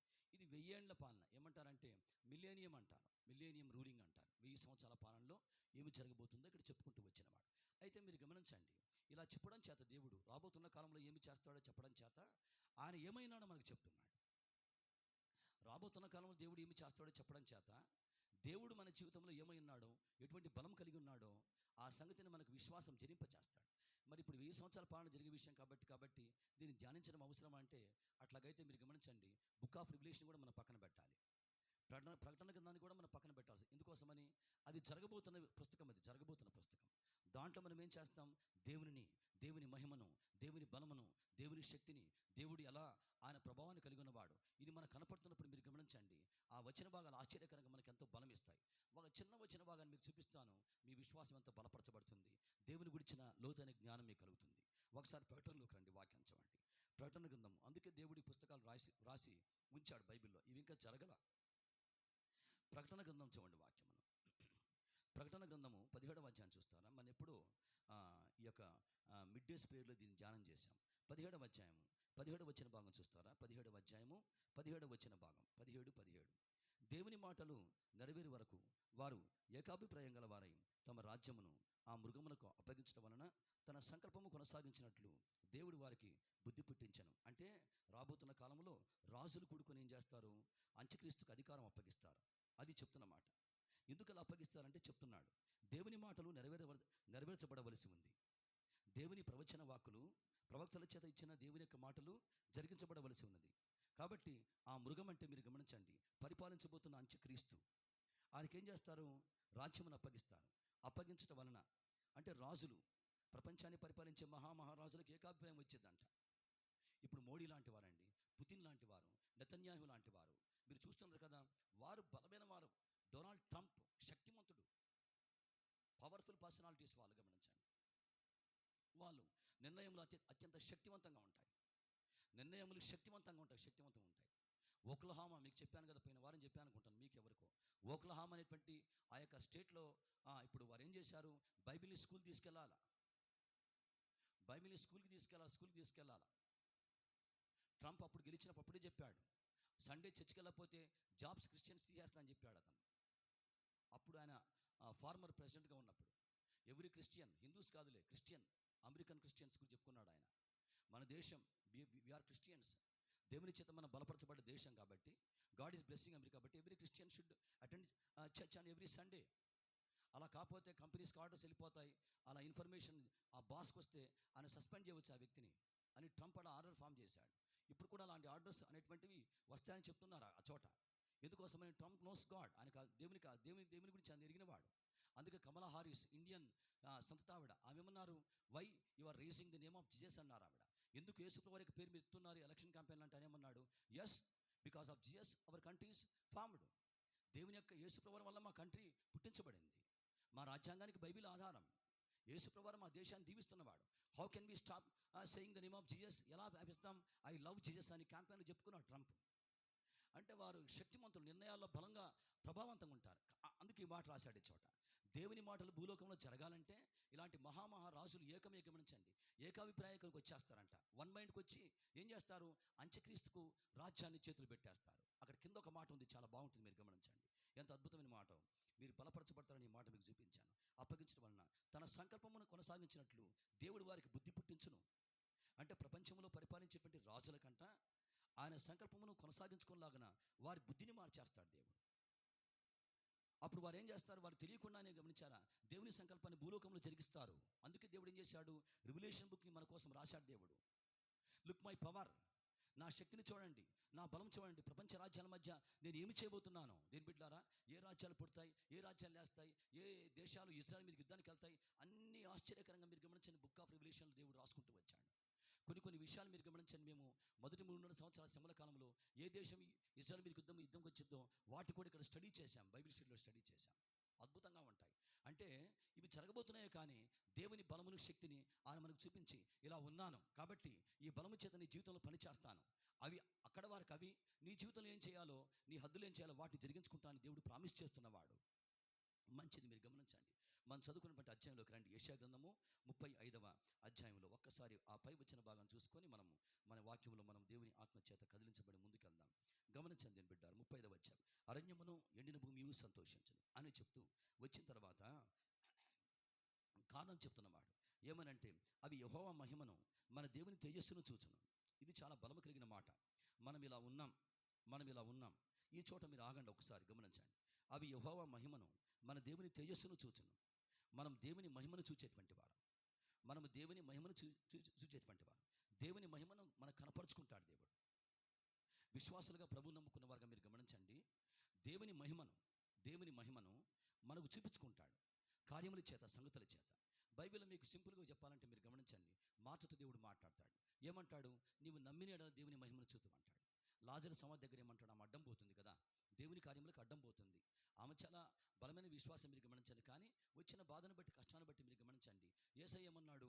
ఆ సమాధి యొక్క రాయిని తెరవమన్నాడు కదా. యేసుప్రభు వారి సమాధి రాయి తెరమంటే ఆమెకి, అంటే ఈ యొక్క ఇప్పుడు లాజరు బయటికి రాడు అని అవిశ్వాసం కమ్ముకుంది ఆమెకి. అప్పటిదాకా ముందు మాట్లాడింది ఆమె. యేసయ్య నీవు జీవానివి, పునరుద్ధానివి, నువ్వు ఏమైనా చేస్తావని చెప్పేసి చెప్పింది ఆమె. మరియమ్మ ఏం మాట్లాడలా. మరియ గారు ఇంట్లో ఉన్నారు కదా, ఈమె బయటకు వచ్చింది యేసుప్రభు వచ్చాడని బలమైన బట్టి మాటలు మాట్లాడుతుంది గమనించాను. అందుకే చెప్పాను, హ్యూమన్ ఈజ్ హ్యూమన్, మనిషి ఎప్పటికన్నా. కానీ సడన్లో వీక్ అవుతారు, సడన్లో బలహీనమైపోతారు. యేసుప్రభుని ఏమన్నారు? నీవే జీవానివి, నీవే పునరుద్ధానివి, ఇప్పుడైనా నీవు దేవుని ఏమడిగినా కానీ ఆయన చేస్తాడని మార్త యేసుప్రభుతో చెప్తారు ఆ విషయాన్ని. చూడండి, యోహాను సువార్తలకు రండి, మీరు గమనించండి వాక్యాన్ని చూడండి. యోహాను సువార్తలో అక్కడ సన్నివేశం మీరు గమనించండి. ఆ పలికిన మాటలు అద్భుతంగా ఉంటాయండి. ఆ పలికిన మాటలు మనకి విశ్వాసాన్ని, శక్తిని కలిగిస్తాయి. దేని బిడ్డలారా, యేసుప్రభు వారికి ఆమెకి అద్భుతమైనటువంటి కాన్వర్జేషన్ జరుగుతుంది. వాక్యమును మీరు గమనించండి.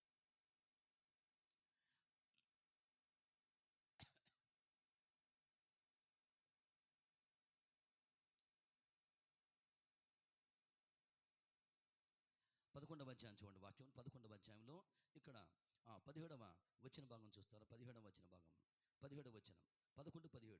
యేసు వచ్చి అది వరకే అతడు 4 దినములు సమాధిలో ఉండనని తెలుసుకున్నాను. బేతనియ యెరూషలేమునకు సమీపమే ఉండను, దానికి ఇంచుమించు కోసెడు దూరము. గనక యూదులు అనేకులు వారి సహోదరుని గురించి మార్తను మరియను ఓదార్చుటకై వారి యుద్ధకు వచ్చి ఉండిరి. మార్త యేసు వచ్చున్నాడని విని ఆయన ఎదుర్కొన్న వెళ్ళిన కానీ మరియ ఇంటిలో కూర్చుని ఉండను. మార్త యేసుప్రభుని ఎదుర్కొంది మార్తమ్మ గారు. ఆయన ఇంకా బయటే ఉన్నాడు. గమనించండి, ఆయన ఇంట్లోకి తీసుకొని రాకుండా మార్త అక్కడ బయట డిస్కషన్ స్టార్ట్ చేసింది. మార్త యేసుతో, ప్రభువా చూసారా, నీవు ఇక్కడ ఉండినేడల నా సహోదరుడు చావకుండా ఉంటాడు అని ఆమె చెప్పిన మాట బలము కలిగిన మాట. ఇప్పుడైనను నీవు దేవుని ఏమడిగినను దేవుడు నీకు అనుగ్రహించినని ఎరుగుదును అనను. చాలా అద్భుతమైన శక్తి కలిగిన మాట ఏమాట ఆమె పలికిన మాట. ఇప్పుడైనను నీవు దేవుని ఏమడిగినను దేవుడు నీకు అనుగ్రహించనని ఎరుగుదును అనను.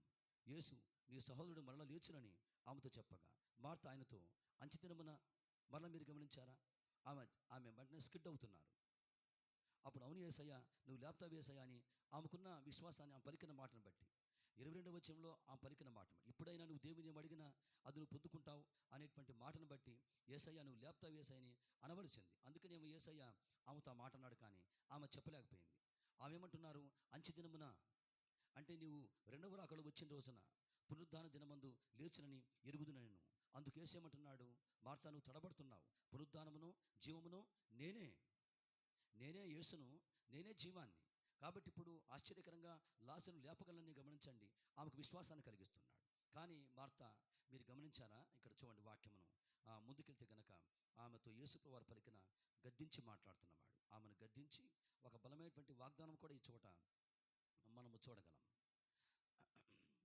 39వ వచనం గమనించండి. యేసు రాయి తీసివేయడని చెప్పగా, యేసయ్య మాట్లాడుతున్నాడు, రాయి తీసివేయడని చెప్పగా. ఎంత బలమైన కార్యం ఇది కదా. లోపల 4 రోజుల నుంచి డెడ్ బాడీ ఉంది. కానీ యేసయ్య మీరు గమనించండి, దేని బిడ్డ అలా చెప్తున్నవాడు. ఇలాంటి సన్నివేశంలో మీరు వేరే వారికి సువార్తను పంచుకుంటున్నప్పుడు మీరు చెప్పండి. మీరు నాకు చాలామంది చెప్తున్నారు, బ్రదర్ గారు సువార్తను ఇలా పంచుకుంటున్నాం ఇలాంటి క్వశ్చన్లు అడుగుతున్నారని మీరు చెప్తున్నారు. వెరీ గుడ్, మీరు చెప్తున్నారు.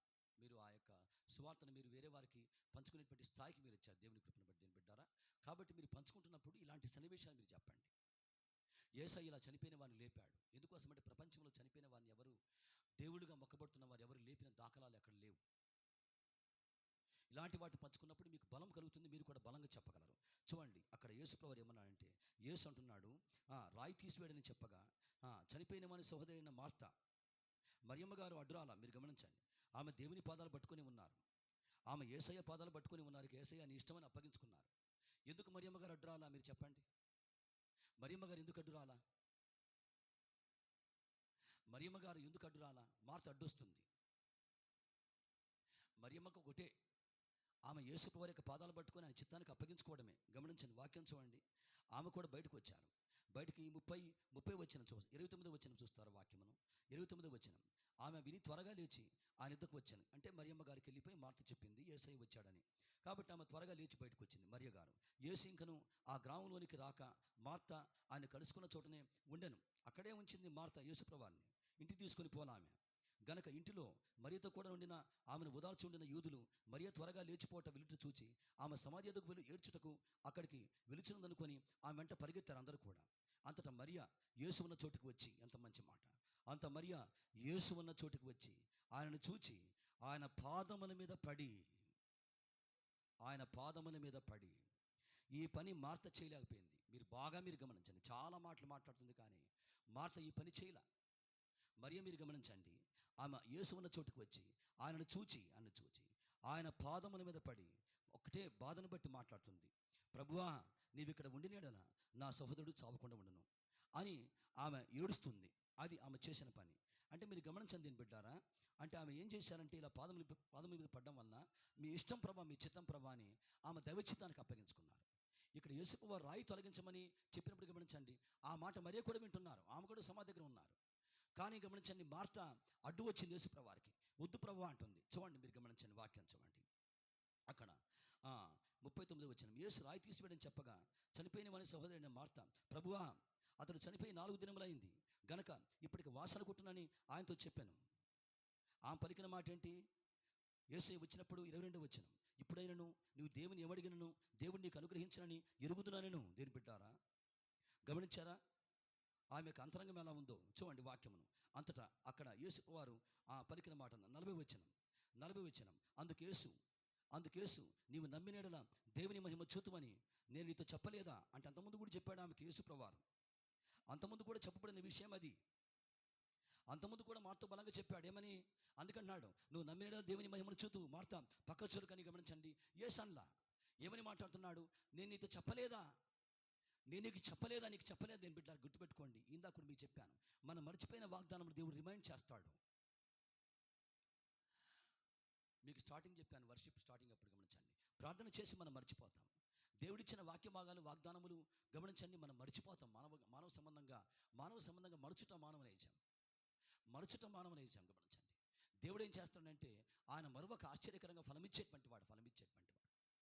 అందుకే మీరు గమనించండి, ఈ చోట కూడా దేవుడే వాగ్దానం రిపీట్ చేస్తున్నాడు.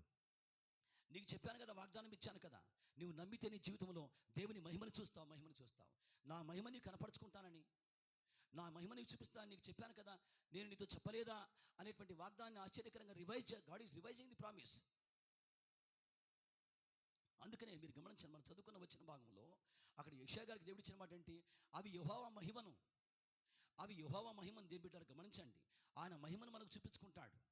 ఆయన మహిమను చూసేవారుగా మనం మార్చబడ్డాం. అందుకే దేవుడిచ్చిన వాగ్దానం ఏంటి? ఒకసారి చూడండి, యోహాను సువార్తలోకి రండి. ఇదే యోహాను సువార్త 14వ అధ్యాయం చూడండి వాక్యమును. దేవుడు పలికిన మాట మీరు చూడండి. 14వ అధ్యాయంలో ఏమంటాడు? మీకు చాలాసార్లు వచ్చిన భాగం మనం ధ్యానం చేసిన వారమే, కానీ ఒక్కసారి మీరు గమనించండి, దేవుడు మరలా చెప్తున్నవాడు. 14వ అధ్యాయము 18వ వచ్చిన భాగం చూస్తారా? 14, 18, మిమ్మను అనాదరణగా విడవను, మీ యొద్దకు వత్తును, కొంతకాలమైన తర్వాత లోకము నన్ను మరి ఎన్నడూనూ చూడదు. ఇక్కడ యేసు వారు స్పష్టంగా చెప్తున్నాడు, లోకము నన్ను మరి ఎన్నడూనూ చూడదు. కాబట్టి వారు లోకానుసారంగా బిహేవ్ చేస్తారు. అయితే మీరు నన్ను చూతురు. ఈ పదం మీరు బాగా గమనించాలి. అయితే మీరు నన్ను చూతురు. ఎందుకోసమని? నేను జీవించి ఉన్నాను గనక మీరు కూడా జీవించాలి. మీరు జీవించాలంటే ఏం చేయాలి? మీరు నన్ను చూడాలి. ఆయన మనం చూస్తాం. దేని బిడ్డారు గమనించండి, మన కన్నులు తెరచి ఆయన మనకు కనపరుచుకుంటాడు. మన కన్నులు వాక్యం ద్వారా తెరచి ఆయన మనకేం చేస్తాడు? ఆయన మనకు కనపరుచుకుంటాడు. ఇది మీరు బాగా నమ్మాలి. వాక్యం చేత మన కన్నులు వెలిగించబడతాయి.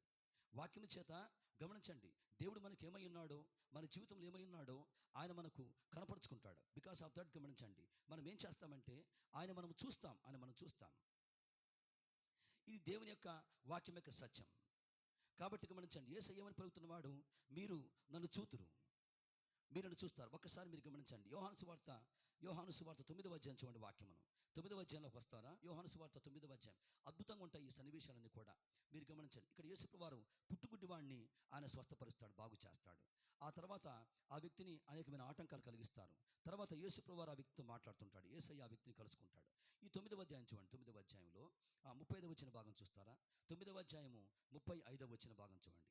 పరిసయ్యులు వాడిని వెలివేసిరని యేసు విని వాడిని కనుగొని, గమనించండి, పరిచర్య ఏం చేస్తారంటే వాడు సాక్ష్యం పంచుకుంటుంటే ఆ వ్యక్తిని పరిచర్య సమాజంలో నుంచి వెలివేస్తారు. సమాజంలో నుంచి వారిని వెలివేస్తారు. సమాజంలో నుంచి వెలివేస్తారు. ఈ యొక్క మంచి ఉదయకాంతి బిడ్డలు గమనించండి. ఇప్పుడు ప్రపంచంలో చాలామంది గమనించండి, అన్యులు యేసు ప్రభువుని నమ్ముకుంటున్నారు. ఒక విషయం మీకు ఇన్ఫర్మేషన్ కోసం చెప్తున్నాను. మీరు ప్రార్థన చేస్తారు కాబట్టి ఈ విషయం కోసం ఎక్కువగా ప్రార్థన చేయండి. నేను మీకు చెప్పాను, ముస్లిమ్స్ విపరీతంగా యేసు ప్రభువును రక్షకుడిగా అంగీకరిస్తున్నారు. ముస్లిమ్స్ విపరీతంగా రక్షకుడిగా అంగీకరిస్తున్నారు. మీకు చెప్పాను, సెన్సెస్ కూడా మీకు ఒక 1 month బ్యాక్ చెప్పాను, ఏ దేశంలో ఎంతమంది నమ్ముకుంటున్నారో మీకు పర్సెంటేజ్ ప్రకారం చెప్పాను. ఇరాన్లో ఎక్కువ, ఇరాన్లో 40% అంట, పాకిస్తాన్లో 20% రక్షణ పొందుకుంటున్నారు. అట్ ది సేమ్ టైం మీరు గమనించండి, హిందూస్ కూడా నమ్ముకుంటున్నారు. మన ఏపీలో ఒకతను, ఆయన పేరు జర్నలిస్ట్ సాయి గమనించండి, హీఈస్ ఏ హిందూ. ఆయన ఆర్ఎస్ఎస్ బ్యాక్గ్రౌండ్ కలిగిన వాడు, జర్నలిస్ట్. ఆయన గమనించండి, మీరు యూట్యూబ్లో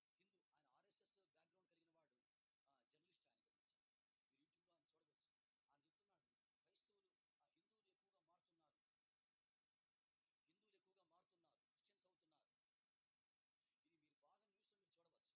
కాబట్టి గమనించండి, వారికి ఆటంకాలు ఎక్కువ ఉంటాయి, అడ్డంకులు ఎక్కువ ఉంటాయి, అడ్డంకులు ఎక్కువ ఉంటాయి. చాలా సమస్యలు ఉంటాయి. గమనించండి, బంధువుల చేత చాలా ఆటంకాలు ఉంటాయి. అంటే వాళ్ళు వెళ్ళొద్దు అంటారు, వెళ్తే మీ ఇంట్లో ఈ పని కాదు, ఎవరు రారు, ఈ సంగతికి ఎవరు రారు అని గమనించండి, రకరకాల చిక్కులు వారికి ఉంటాయి. అందుకే వారు వచ్చి ఏం చేస్తారంటే ఆగిపోతారు, వచ్చి మరలా ఆగుతారు, రహస్యంగా ప్రేయర్ చేసుకుంటారు.